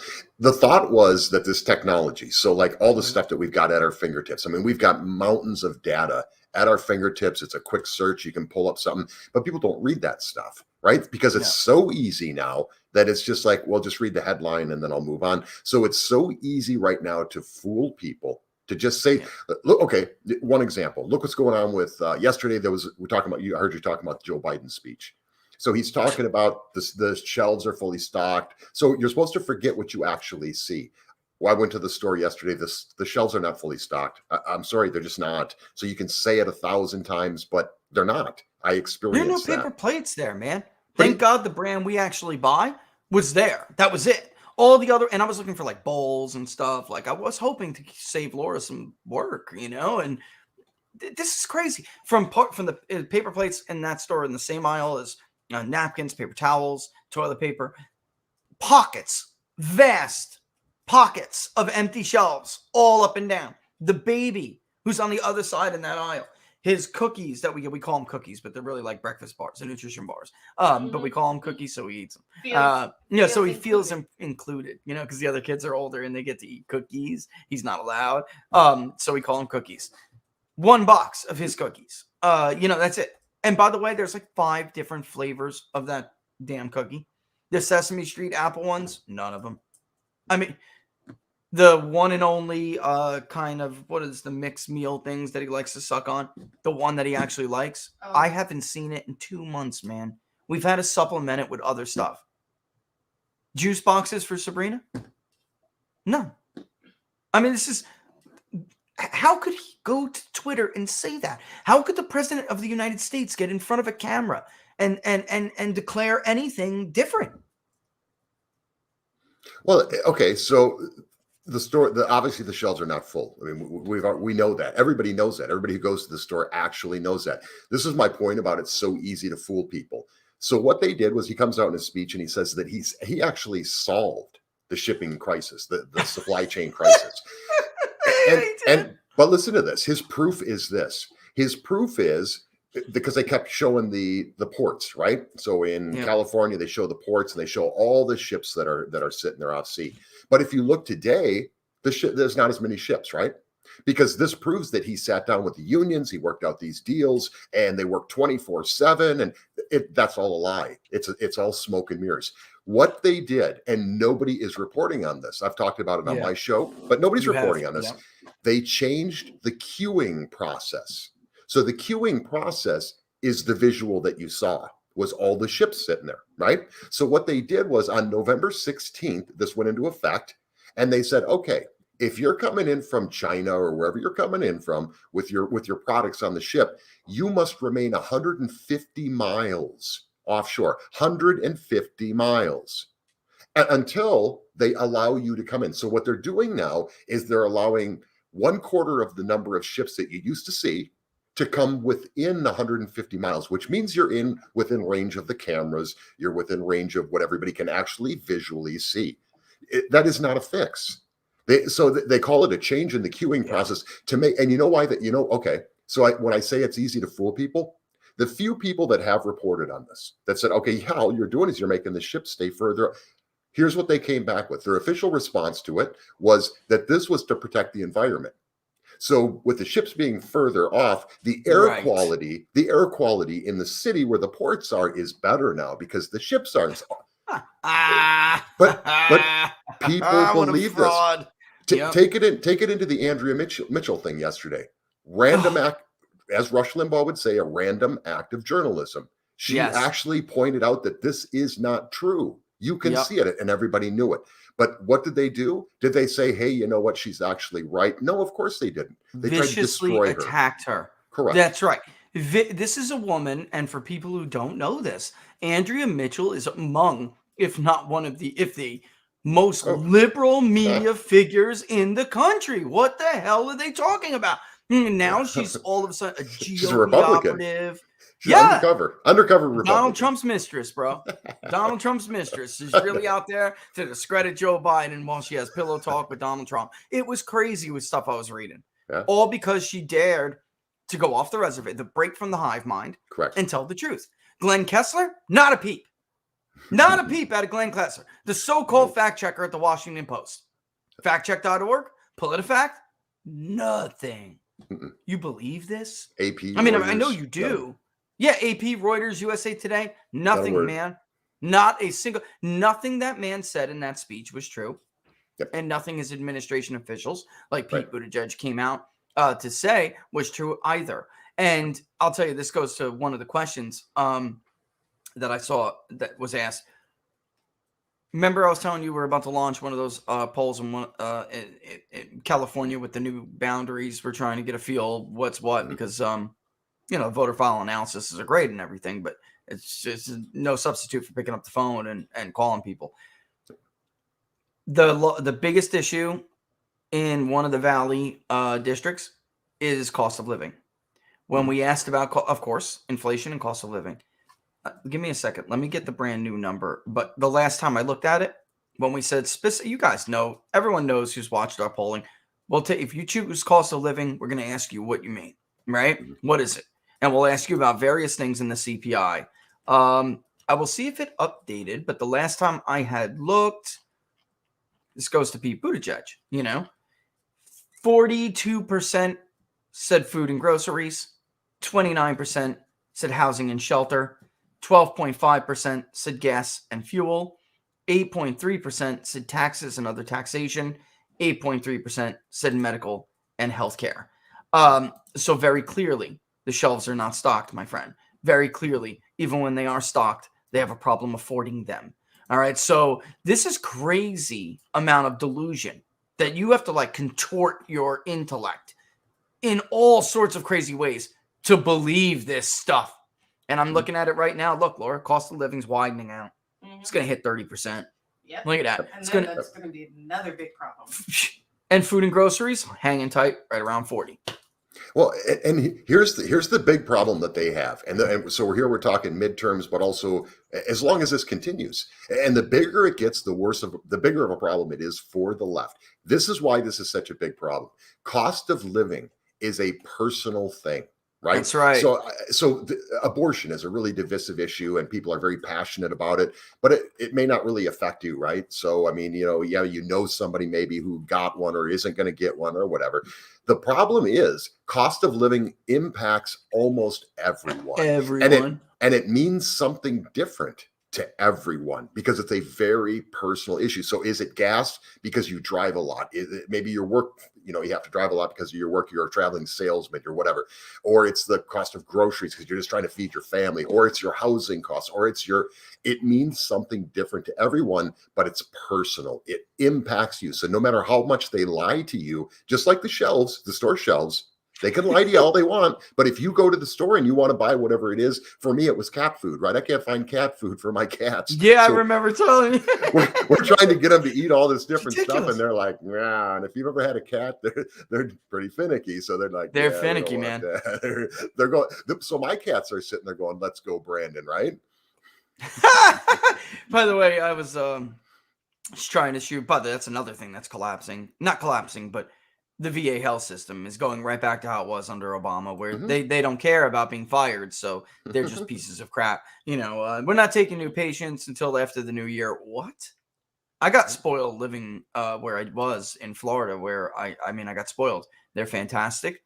Under Obama, it was a little bit shaky there. There's no doubt. But when Trump came in, man, they were like, it was right back to, oh, I'm here to serve the veteran. Amazing how tone from the top it impacts, right? Isn't it? Speaking of tone from the top, what do you think? Let's talk about that for a second. Let me talk about that for a second because do it because I know you're a business guy. From the business world, you know what I'm talking about. So I just mentioned the shipping thing, right? The new queuing system for the ships. Yeah, that doesn't solve anything. The only thing it solves is it makes the visual look better for them. Just like when they shut down the Fox News drone for all the illegals coming across that were hanging out in squalor under the bridge in Del Rio. They didn't solve anything. They just quit. They made it so you couldn't see it. So it's not visual. What Trump did was when it comes to the VA, he came in and he actually solved some issues. He expanded the choice. So you could just say, hey, the heck with you, VA, I'm going to go over here now I can go over here and get other treatment. You had choices. But he solved problems, which makes people forget about, they forget about all that and they go, oh, well, right. I just hate Trump. And what about this that he fixed for you? Well, and they take it for granted, right? So all of a sudden they forget it until such time as the next guy, in this case, creepy old demented guy Joe, comes in and puts it back the way it was before, where it was a huge problem. And then people go, hey, wait a minute, the student loan thing, which he's kind of rescinding a little bit on that, the southern border, all these issues, and then you can see them. There's visuals, and you remember the problems that were there before they got solved. So this is why Democrats don't solve things. Because if they solve things, it goes away as a political tool for them, a political weapon for them to use. I think that's why we're seeing what we're seeing with Hispanic men. So they were like, you know what? At least a man got things done. At least I didn't have to worry about the cost of goods. At least I didn't have to worry whether my job needed me this week. At least I didn't have to worry about this. This is what's doing it, man. I mean, the Hispanic men are screaming loud and clear. If you're a pollster and you don't hear it, you're deaf. Maybe you need to be in another industry. I don't know what to say. You need to be in another industry. Or you're biased and you're crook and you're just not being honest with the people that you're, giving the material to. Right. And speaking of tone from the top, though, I want to go back to this because it's a question. And Merry Christmas to you too, Hector. With John Thune potentially leaving, all right, and I had to lay into that pretentious piece of garbage as if this is about principles or morality. Bro, Donald Trump came around, ended the charade that you're a conservative who cares about your voters, and now you know you can't win, so you just want to leave. That's it. Yeah. I mean, let's get real. Yeah. This has nothing to do with anything. You're a crook, you're a liar, and it's not Donald Trump's fault. That's your fault. But if John Thune doesn't take over from Mitch McConnell, the Senate is different. This I was trying to wait till you got on to answer this question because you know what I'm talking about. The Senate's not like the House. There's more bad than there is good in the Senate. There's not a big conference of liberty voters or liberty, Freedom Caucus people who really do care what their base has to say, whether you agree with them or not, particular viewer. They do try to do what their voters want them to do. Unlike, the moderate Tuesday club or whatever, they don't, they just want to work together and get things done, as if any conservative would think getting things done in Congress is good or something. Like it's like anti-conservative to me. If you're good when you're doing almost nothing, that's when you're good. The president's got an agenda that was popular that you want to help him push, and it needs legislation. That's one thing. But like these guys just want to get together and spend money. And who would be that guy? Like, give me two things. Who would be next for Mitch McConnell if Thune tells Mitch, I'm not doing it? Who would McConnell turn to is my question to you. But also, who could the party get behind? And I mean the voters. Those are very different people. You know what I mean? Yeah. What do you think about that? I think right now there is just a huge difference between, as you mentioned, there's a huge difference between the Senate and the House. Part of that is just the simple process of it, right? Because if you're running for the House, you've got a district. And so your district can be more one way or the other, and you don't really need the independence. You don't need anything outside of your base, right? The base is enough usually in that kind of a race. With the Senate, it's a statewide thing, so everybody gets a say in it. So by design, it's going to be more milk toast. It's going to be more middle of the road. It's the John McCain kind of thing. I don't know who the stars are right now in the Senate, and that concerns me. That concerns me. You can pick people in the House. People are asking, who should be the new Speaker of the House going in? I would go with Andy Biggs. I mean, I think he's great. This guy, and he's been around for a long time. But anyway, in the Senate, to your question in there, I don't know where they turn. Hopefully we get to a point here where we get the turtle out of here, right? Because the turtle is, I used to say John McCain was the most destructive force. And he was at the time. He is. He was at the time, but now it's Mitch McConnell, and I think we don't have a lot of Rand Pauls, who I would consider Senator Rand Paul a really good example of what I would like to see more of. I don't always agree with him, but that's okay. He's very outspoken. He's very bold, and he has convictions. Right? That's one thing we always talk about. You and I've talked about this before. Bernie Sanders, love him or hate him. I mean, obviously I don't agree with him on like anything. But he's got conviction. He's got conviction, and he's consistent. And this is the thing that they miss, I think, on the Senate side of things. Part of that is a little bit of the process that I described, but part of it is just lack of conviction. So I don't know where know where they go. Take somebody like John Thune, though, not to get beaten up on this turd, but the turtle's turd, which is what I call him. Not to keep beating up on the turtle's turd, but I mean, come on, dude, he's from Dakotas.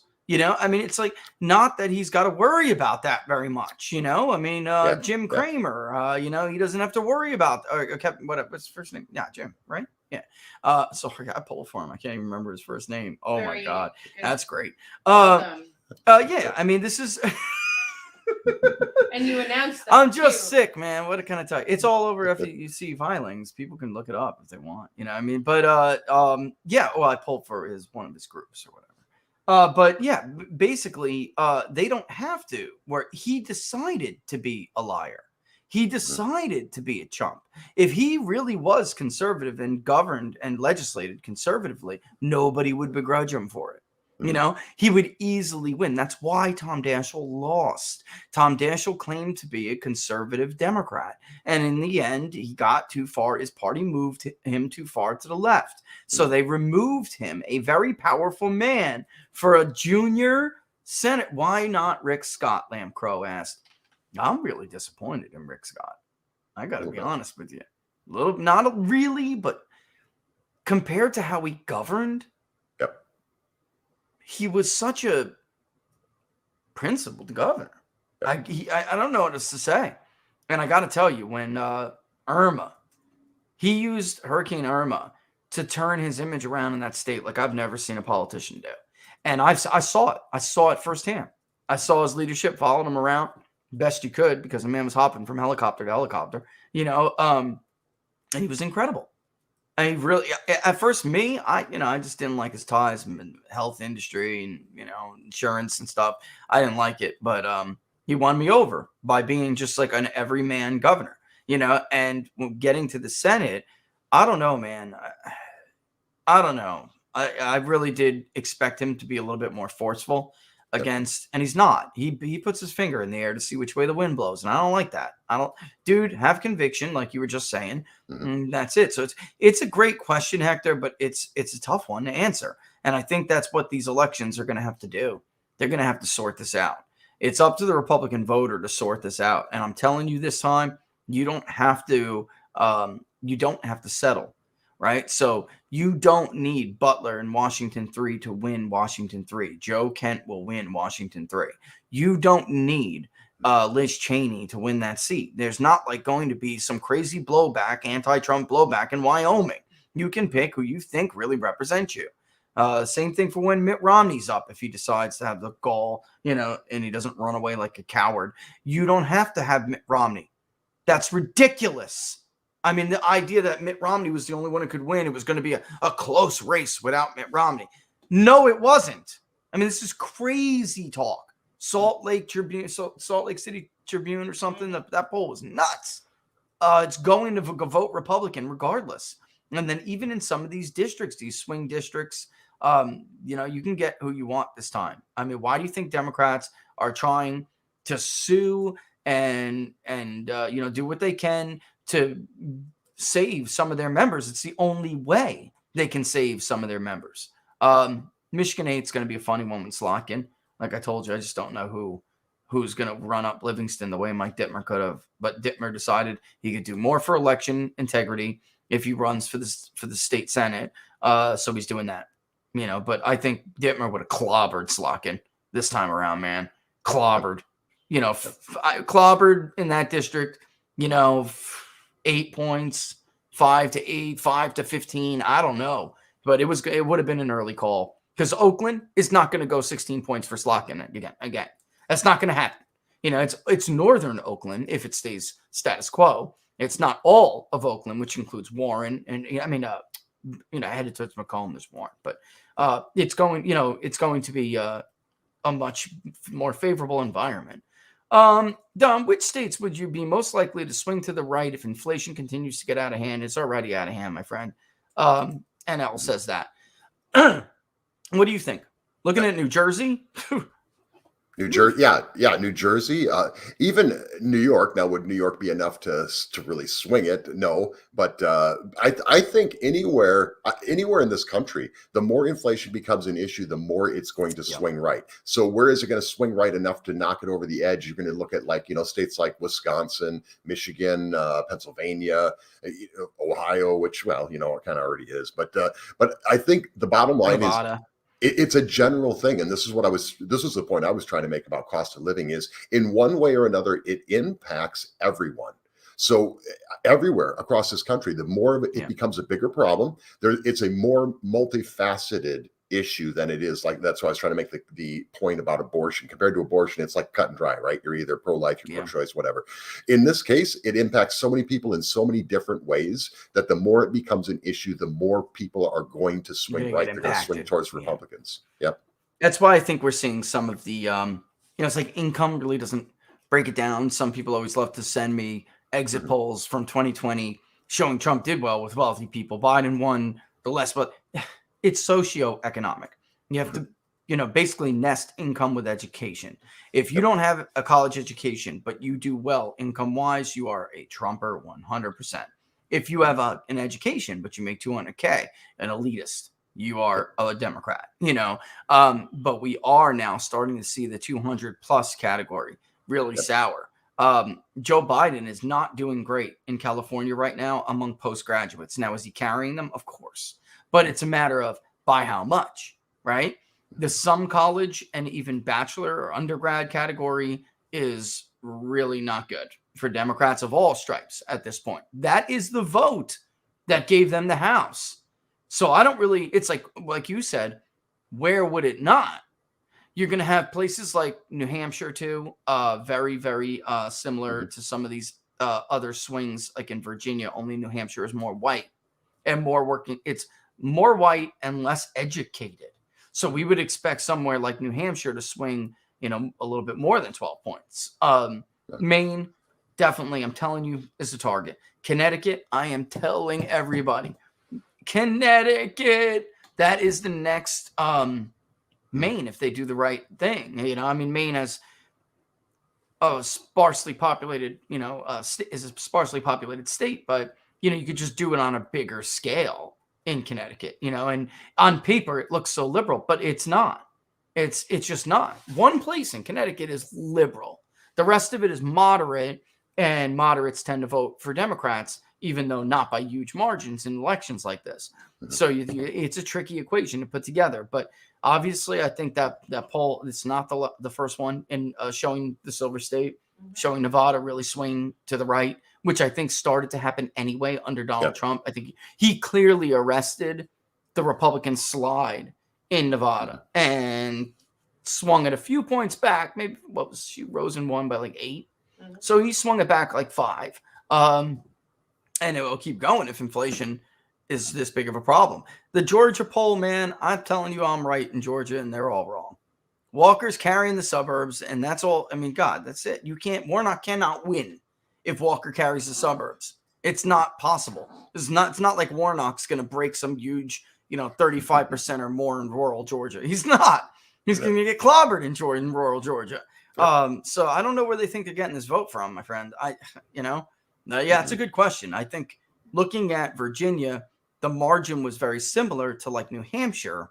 The reason why I would say New Hampshire is maybe even more vulnerable to Democrats to see a big swing is because New Hampshire is whiter and less educated. So if that's the case, boy, if educated suburban women are saying, I can't afford this, I can't find this, I'm voting for Glenn Youngkin, then what the hell are they doing in New Hampshire, ladies and gentlemen? It's New Hampshire swinging. It's a tricky state.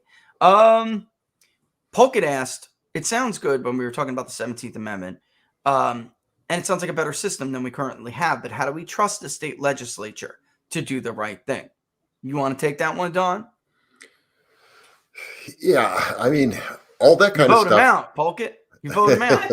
And you see them right there. You see them more, Don. They're like more, But there's such a fear of that when we say that, because you would hope, and this kind of goes back to what I said at the beginning, where it's easy to fool people, and I'm so concerned about the societal changes that we've seen. So when you say something like we'll just vote them out, you would hope it by design. You would hope that would be the way it works out. But look at the stuff we're seeing. Just take out in California, right, where San Francisco. You see all this stuff going on with the crime, right, and they created this. And people keep voting for these people over and over again. So you say, okay, well, they lessened the crimes, they're letting people out on bail. We're not going to prosecute this anymore. If you want to take a crap in the street, you're totally cool. We're not going to bother with you. And you say, well, geez, people will see that and they won't like it, which is all true. But then look at the next guy that just got in. The DA out there. Now he's saying, okay, rape's okay. We're going to let that go. It's about the minor stuff, right? So if you're a minor, you can basically do whatever you want. Just don't kill somebody and we're going to let you go. So you would hope that society would say, hey, we're just going to vote these people out because they're doing the wrong things. But you can't trust that anymore either. So, I mean, that's a great question. Can we really trust them? Unfortunately, the answer is no. I think it depends on where you are. And I'll say this one more time. This is why it depends where you are, right? Though that's what I'm saying. Like Bill Nelson would never have represented Florida for that long. The Florida legislature would have removed Bill Nelson for being eventually people did anyway, but it's Florida. It's like, look at Kentucky. Mitch McConnell, he has so much power over people in Kentucky. Donald Trump probably, if he didn't open his mouth, McConnell could have lost this time. He saved him. But I will also say this. I know. We should definitely, the more we can get things back to the states, the more local it is, the more I do trust it overall. I would trust the states more than I would trust the federal government. So without a doubt. And they just don't have that pressure. Now Tallahassee can be a little crazy. All right. I mean, I have heard, because I've had some friends who served in the state house, and it's like, a lot crazy, man. I mean, the stuff lobbyists will send women, whatever, it's nuts. But it can happen. But again, you see them more, you're interacting with them more. They have to be more responsive. Otherwise they're easier, and they are easier to defeat, by the way. I mean, that's, legislatures are always like the last to go when a state moves, but when it does, incumbents get wiped, totally wiped. That doesn't happen in the House or the Senate ever. It's just they're too powerful, and the media markets are too expensive for primary challengers. It's the system's totally rigged in favor of the incumbent. I mean, it is, and it's gotten worse over the years. The ungodly amounts of money we're going to see spent on the Senate seat in Georgia is nuts. It's such a waste. But that's where we're at now. Well, let me make one point, because this is something I talked about, how different it is for a Senate campaign than it is for a House campaign, right? So if you just have to worry about your district, it's so much easier because of the voters, and I talked about that. But there's another aspect to the Senate side of things, and that's that everybody knows somebody. So we talk about lobbying and being in cahoots with the big business and all these things.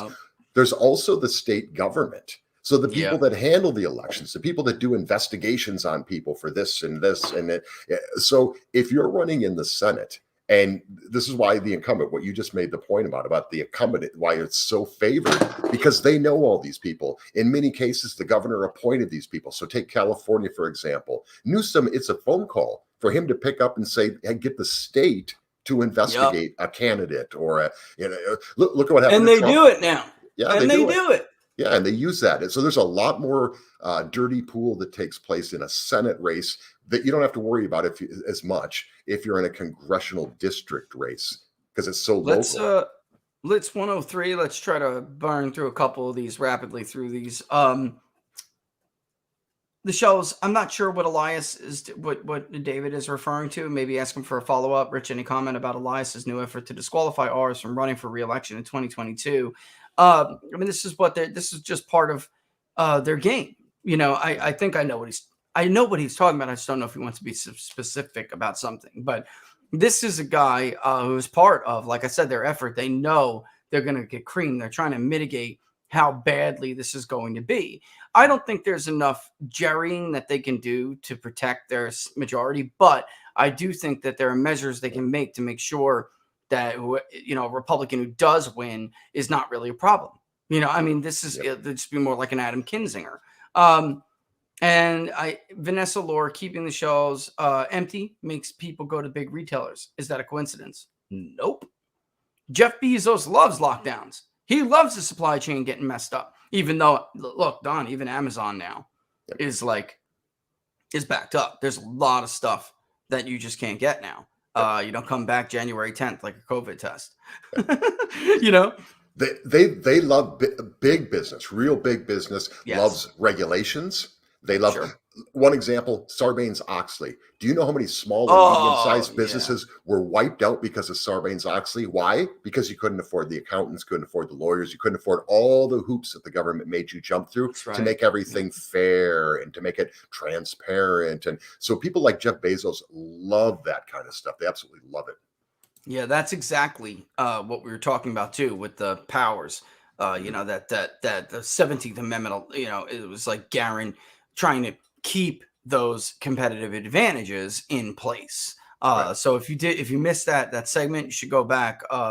Maybe one day I'll go on Locals and we'll discuss this more in detail because it really is very important. It's very important. Well, okay, and let's look at the supply stuff too. So as the supply stuff has diminished, there's only so much supply available. Who do you think gets that supply? You think the mom and pop shop's going to get those Snickers bars? No, it's going to be Walmart. It's going to be all the big chain stores. It's like we saw with the Christmas trees, Don.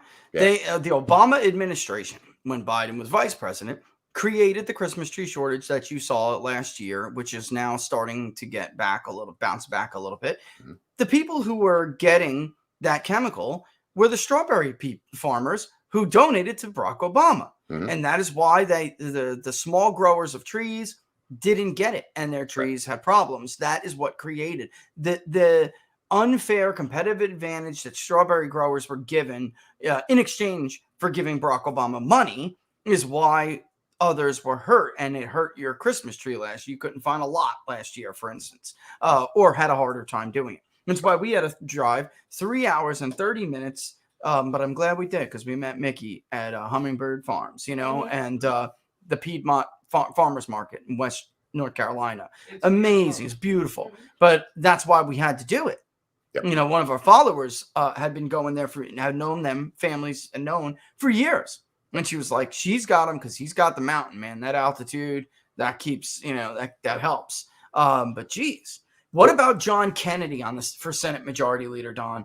What I actually think he's a compromise kind of candidate because everybody loves him. What do you think about Kennedy? Seriously. I love that guy. He's hilarious. I love him, and I think he's got some conviction. I see that in him. I think he'd be great. He'd be entertaining for sure. Absolutely entertaining. Always man. Entertaining.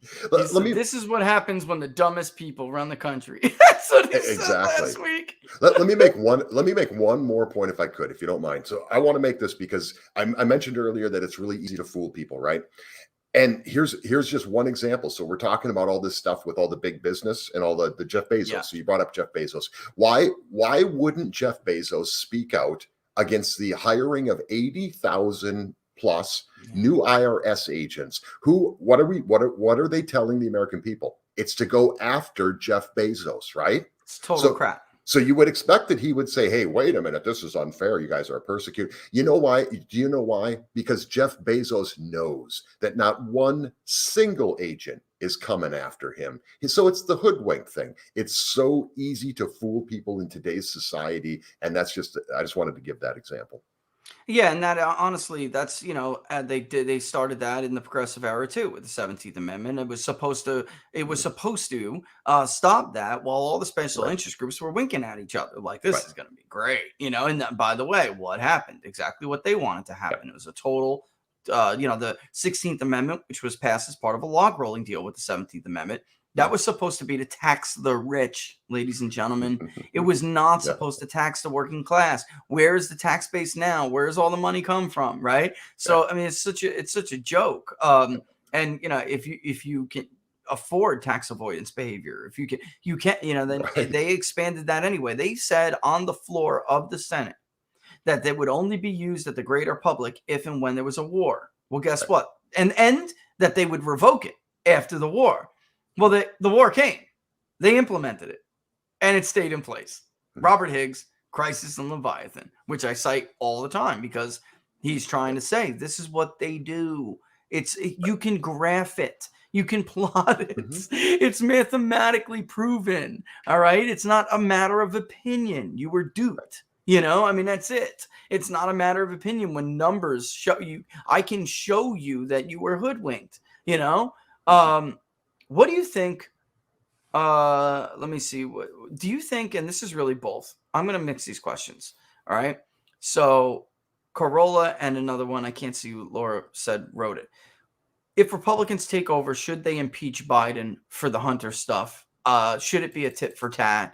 And then also, what happens in 2024 if Republicans win the House, but the Senate doesn't change? And I think, I mean, honestly, my opinion, I think we're looking at like a 2010 like scenario then, but the only difference would be who wins these primaries, right? And then for impeachment, Don, I actually think that the Republican base is going to demand they impeach Joe Biden. I mean, for something. They're going to demand. If Donald Trump oversaw Afghanistan the way Joe Biden did, he'd have been impeached. Without a doubt. Yep. What do you think? Don't go after him over Hunter. I mean, as much as we would love to, I would love to see it. Don't get me wrong. I mean, but don't go after him over Hunter, because now it's a family thing. It's they didn't try to impeach Trump over his sons or his daughter. Once you do that, you'll lose a lot of people, and that's one way that I think that they could screw up the 2024. So don't do that, because it's too personal. It's too, and as much as it could be justified, the information's been buried. It's already been written off. It's easy to fool people. Remember this. This is why this is important. It's easy to fool people, so people don't even think their laptop is real, even though Hunter himself has said it is. It's so easy to fool people. But that Dude, would be we still see people on Twitter almost all the time. Yeah, Yep. Didn't you know that was Russian disinformation? Yep. Yeah. If you're going to impeach, make it good and make it something that you have some data on, and have a messaging strategy. Hello, Republicans, message the damn thing. Oh, God. And they had those numbers over Afghanistan. Rasmussen and others asked. Perfect. It was like 58% that said he should be removed from The southern office border after Afghanistan. The southern border is a dereliction of duty. What do we have him at now? 60-something disapproval on immigration? I mean, that is the kind of margin you're looking at that you could say, all right. If you're gonna impeach, take Rich's polls and look at them. What is the biggest issue? Do something that everybody agrees the biggest issue, and use that as your basis and message it, for Christ's sakes.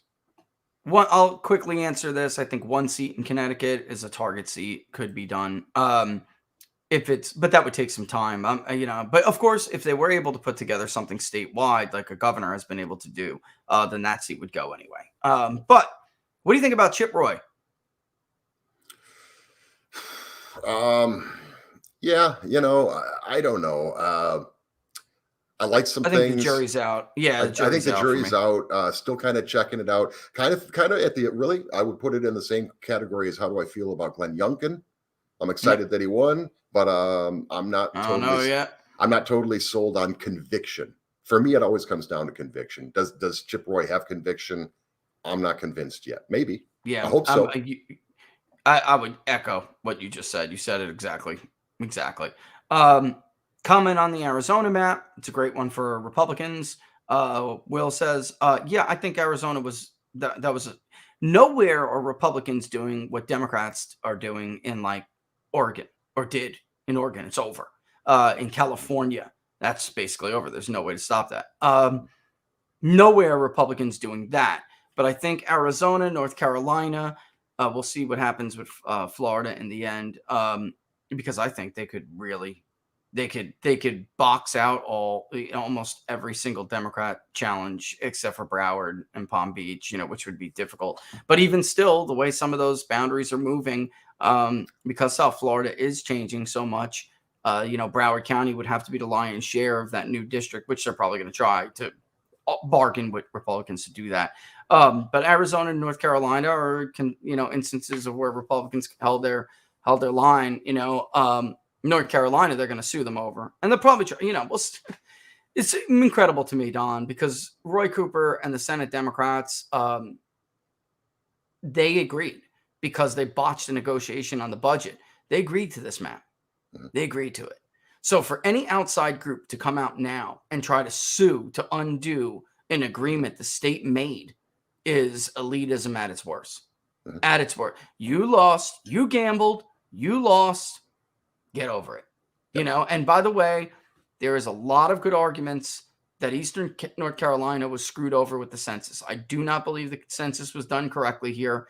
I just don't. And there's Pitt County totally screwed. The census is like designed on for more populated areas to get representation. It's easier for those guys and girls to do their jobs if they don't go visit rural Pitt. You know, it's like annoying. You know, yes, it's a bad, not a great system. And then also, how many illegals are living in Charlotte? I don't know. We can't answer anymore. But Charlotte's going to get that representation. You know, it's crazy. By the way, we asked that question up until 50 years ago. I mean, they act like this was like some kind of constitutional crisis or something. It's so ridiculous. Rick McCormick in Pennsylvania. You know, I don't know yet. Look, I don't know that much about him, but I will say this. There's a lot of people out there who claim to be MAGA folks. Right, Don? Yeah. Everybody's MAGA.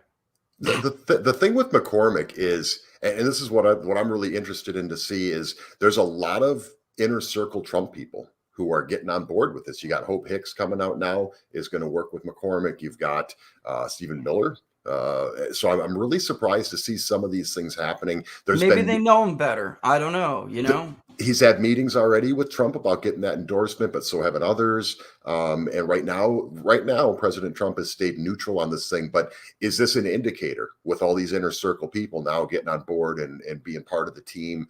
I don't know what the influence of that is, or do they already know something? Because I would think, this is just my opinion, if you're an inner circle person, I would think you wouldn't get on something where at least certainly not where you're going to get an opposition from President Trump. But I would think you would maybe only get on that if you already kind of know what's in the bag. So I'm really curious to see what happens. Not super impressed with McCormick. I don't know. You know, I don't know. Me either, man. But it's like he did give his endorsement to Parnell. That happened. You know, that came apart. That left Mehmet Oz. I found some really disturbing stuff in Oz's background. I did. I really did. Okay, and Mehmet Oz is also interviewed with Trump for the endorsement. So you've got both those dynamics going on. So does Trump completely stay out of this thing? I mean, maybe those inner circle people would take it if they know that if they're assured that there is going to be no. They wouldn't take it if Trump was going to oppose that candidate. Is my feeling. Right. But let's be honest. Here's the bottom line. Once Parnell got out of this thing, it's been a circus ever since, and it's like, and Parnell was going to win too. Can we just be honest? He was going to win. Yeah, they did. They used family court to take out the leading candidate for the United States Senate, and I'm very uncomfortable with that because if anyone's had a divorce custody battle, ever seen it, your friends had it. Some of the craziest stuff gets, the accusations gets thrown out that just turn out to be nonsense and garbage. Look what's going on with Cawthorn right now. Look what's going on with Cawthorn right now. So, and all the rumors are flying, and so maybe they're true, maybe they're not. But same thing's happening there today, as we speak. As we speak. Yep. And how much will the result in Michigan, Wisconsin, Pennsylvania, and the Georgia governor races affect what happens in 2024? Governors matter when it comes to elections being carried out with integrity. Look at Ron DeSantis, got rid of Brenda Snipes. All of a sudden, Republicans weren't mired in the 20s in Broward County. You think Republicans were ever mired in the 20s in Broward County? I don't. I think she's a crook who was trying to steal elections every election cycle. Laura says, I don't. And I think that it does matter. Who controls the state house matters. Wisconsin was a complete you-know-what show. Laura will tell you they were not given direction correctly by Ayers. Ayers wanted to give certain data to Democrats that they did not allow Republicans to have. I'm talking about voter data. It's not that they didn't allow Republicans. It cost Republicans money, whereas it was free for Democrats.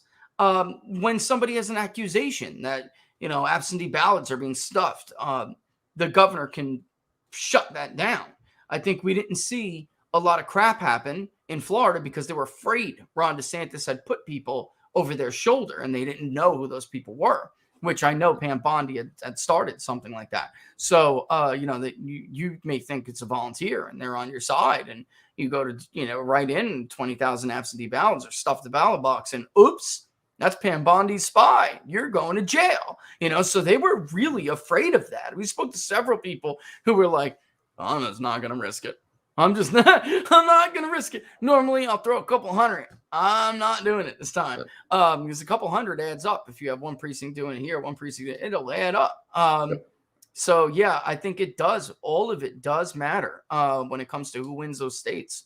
And as far as, I'll just put this in the comment section, but Don, on this next one, I don't think and let me just wrap up that other one. I don't think like Democrats won 18 in Michigan and Wisconsin. I don't think that was predictive of who would win that state presidentially in 2 years. What I do think, though, is that what I just said, which is that basically they have control over the apparatus of the election machine. So it is very important, that you have your party's governor who is on your side. Look, even if they're not, look at Kemp. Kemp knew damn well that election was not secure. Kemp had his own right-hand man, Secretary of State. His number one guy voted and had a fraudulent vote in his wife's name. So, I mean, it's just great. And they didn't care. Why? Because they were on Facebook a few months before, like I've showed you with the screenshots, saying they would be proud of themselves if they could deny Donald Trump Georgia, because he could not win without the state of Georgia. They were openly talking about this on Facebook. What do you mean deny Donald Trump Georgia? What do you mean by that? Right? Yeah. What they mean. Know what they mean. It means their election was not secure. That's what it means. And then the last one, Don, I want to let you weigh in on this too. Can you ask Rich whether the claims that the Supreme Court overturning Roe v. Wade will result in a left turning out to significantly dilute a red wave? I say absolutely not. And I did a whole episode on it. I don't have the link to it, but you can go check it out. And in the description, it'll tell you, because I said I'm going to do a breakdown here. And I just put the abortion polling in the comment section on YouTube. Don, people are just not where they used to be on abortion. Right. They're just not. The pro-choice movement is not dominant anymore. The designation is not dominant. It doesn't mean what it once did. And big majorities of Americans support these restrictions, these various proposals to restrict abortion, including women, including suburban women. It's like liberal men are the most supportive of abortion. Yep. And I think what really happens here is, you're right, people aren't where they used to be on this when it's become a big issue in other years and other election cycles. But I think the real thing here is those who are still very pro-choice or pro-abortion, I call them, because I always think that's a gimmick. That's a communications trick that they use to say we're pro-choice, which makes, of course, they're always better in the descriptor. So anyway, I think those people, what it would do is depress their vote, because they're going to be like, no, there's nothing we can do. What they're going to do is become more activists for packing the court, right? We got to overtake that court again. But I think it depresses their vote at the polls when it comes to presidential and especially midterms. But so I don't think it would have an impact in their favor, I guess the best way to say it. Well, why don't you tell people what you got coming up, and what your schedule is too for, because it is Christmas. So give everybody that. It's almost 1:30. I didn't realize how much we went over. I kind of got I got somebody too, who was basically like, hey, how's the poll going? I got to get back to him. So your phone's blowing up. Yeah, I get it. It is. But then we still got a lot of collection to do, but everybody always wants an update on. They always, and I'm superstitious. I don't like to look until it's like enough. I'm superstitious, man. I am, and you know how raw data is. It's almost, you can't derive much from it, my friend. You really can't. Right. Yeah, so we've got we're off obviously Saturday. So Merry Christmas to everybody. I hope you guys have a great Christmas. But we will be back on New Year's Day. Earlier this week, a couple days ago, I sat down with Representative Andy Biggs from Arizona. Yeah. Talked about some amazing stuff. We talked about what's going on at the southern border. And you talk about that map and what's going on in Arizona. Obviously, a big contributing factor. If you're one of those border states, it's really impact. There's a real impact. Like the store shelves, you see it. They're empty. So hard to fool people in those kind of things. But Andy Biggs, we talked about that. We talked about restoring the Religious Freedom Act, which President Trump did a great job of putting some things in place. Of course, Joe Biden has come in, removed all those things. So he's got a letter into the HHS right now on that because they're trying to rip that apart and take that out. We also talked about he wants to get Mayorkas. So Secretary Mayorkas wants to get him on the stand and wants to have him testify about what's going on at the southern border. So really great conversation with him. We dealt with some deep issues, but this guy's, I love this guy because he has conviction and it just comes through when you interview him. I just love interviewing him because he's got the passion. He's very good at messaging. And this is such it's a rarity, I think, on our side right now. And I don't know why. I mean, you talk about what's going on with people not being where they're at with abortion anymore. Well, message that, for crying out loud. Tell people what's really going on. This isn't about rape and incest, which is 0.03% of these. Somebody get out there and message this thing properly. So anyway, with Andy Biggs, we did all that, had a great interview with him, and that will play on the show. Of course, you'll be on, and we'll have Peter Hussey as well. But again, everybody, very Merry Christmas. We'll be back on New Year's Day, kick off the new year right, and look forward to that. And I'll be on, I guess, with you maybe next Thursday or Friday or whatever your schedule is. Yeah, it's looking like it's going to be, maybe Thursday again. We'll see though. That's not in stone. So we'll see. Kind of like this one wasn't either. Ladies and gentlemen, Don Smith, as always, Don. Thanks for coming on, your time, doing the question, the Q&A thing. Always value your opinion. And it's been a hell of a 2021. See you. Well, I'm going to talk to you, but we'll see you in 2022, my friend. Sounds good. All right. Merry Christmas, everyone. Love you guys. Love you and the kids. And bye, Laura. Love you too. You hear? Yep. Unless you scream for the love you, Don and Brenda.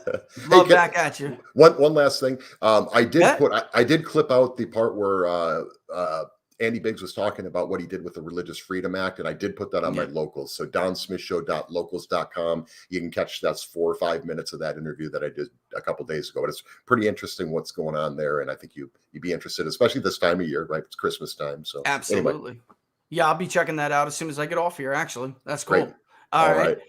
Thanks, my friend. Talk to you soon. All right.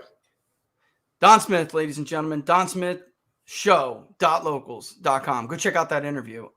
With that in mind, locals, I will see you tomorrow.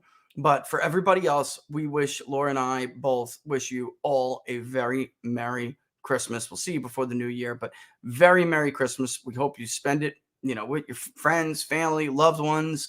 It's a safe one, a blessed one. And we want to thank you from the bottom of our heart. We had some big growth in 2021. And that's from you guys. And we understand how it is out there right now. So we didn't expect, to be this blessed this year. So we know it. We appreciate it. And we just wanted to tell you guys that. Of course, there's still, I think Laura has got on the merch, guys, to see what's going on. We didn't get ours. Somebody did ask me about it. Why don't you just put it up?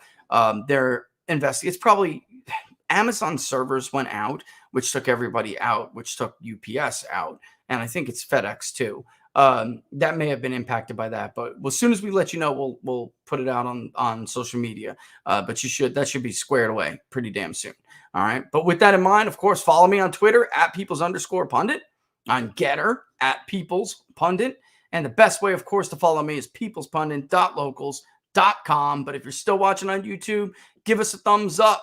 Don't forget to subscribe if you like the videos, you like the show. Hit the notification bell, too, and that will let you know when we're going to go live. Rumble, rumble, rumble. It's doing good over there, isn't it? Hit the subscribe button to get that notification when we had a show. All right. And with that in mind, I think I've got everything out there. I do. All right. And we will definitely keep you posted tomorrow, locals, what time we're going to do that. It's a lot of work, but we want to show it to you. We want to share it with you. So being our messy, crazy family environment, but at least you'll be able to see Barris family tradition, the Feast of the Seven Fishes, not all at once, but hopefully as much as possible in between cooking, burning, and frying. Right. All right, guys, we're going to go give you a bad habit. The rest, everybody have a very safe holiday, very safe weekend. Love you. See you soon.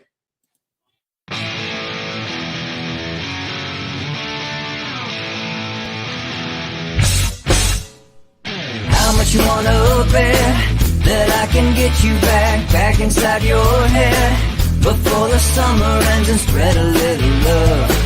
Just for a little fun, I'll make you come back to me before the rise of every sun. Baby, it's meant to be, I know you got a man, but he don't understand. You're gonna be a heartbreaker, you're such a love taker.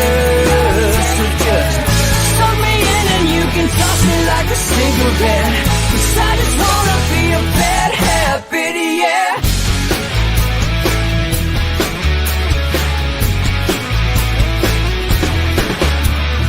Rhythm in our love, it's impressive, excessive. You can't make this stuff up. My chest beats, it's restless, wakes the neighbors up above. Yeah, baby, come and show me love. Baby, come and show me love, because you're gonna be a heartbreaker, you're such a love taker. So just suck me in and you can toss me like a cigarette, 'cause I just wanna be a bad habit, yeah.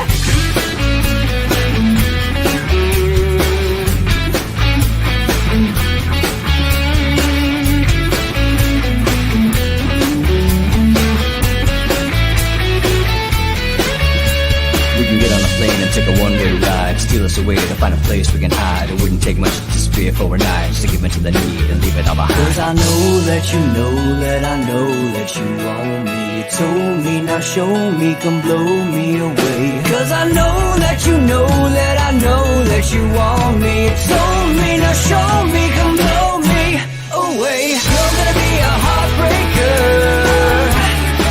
you're such a love taker.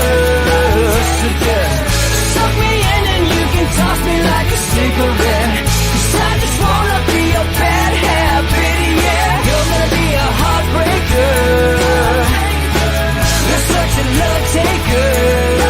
So just suck me in and you can toss me like a cigarette, 'cause I just wanna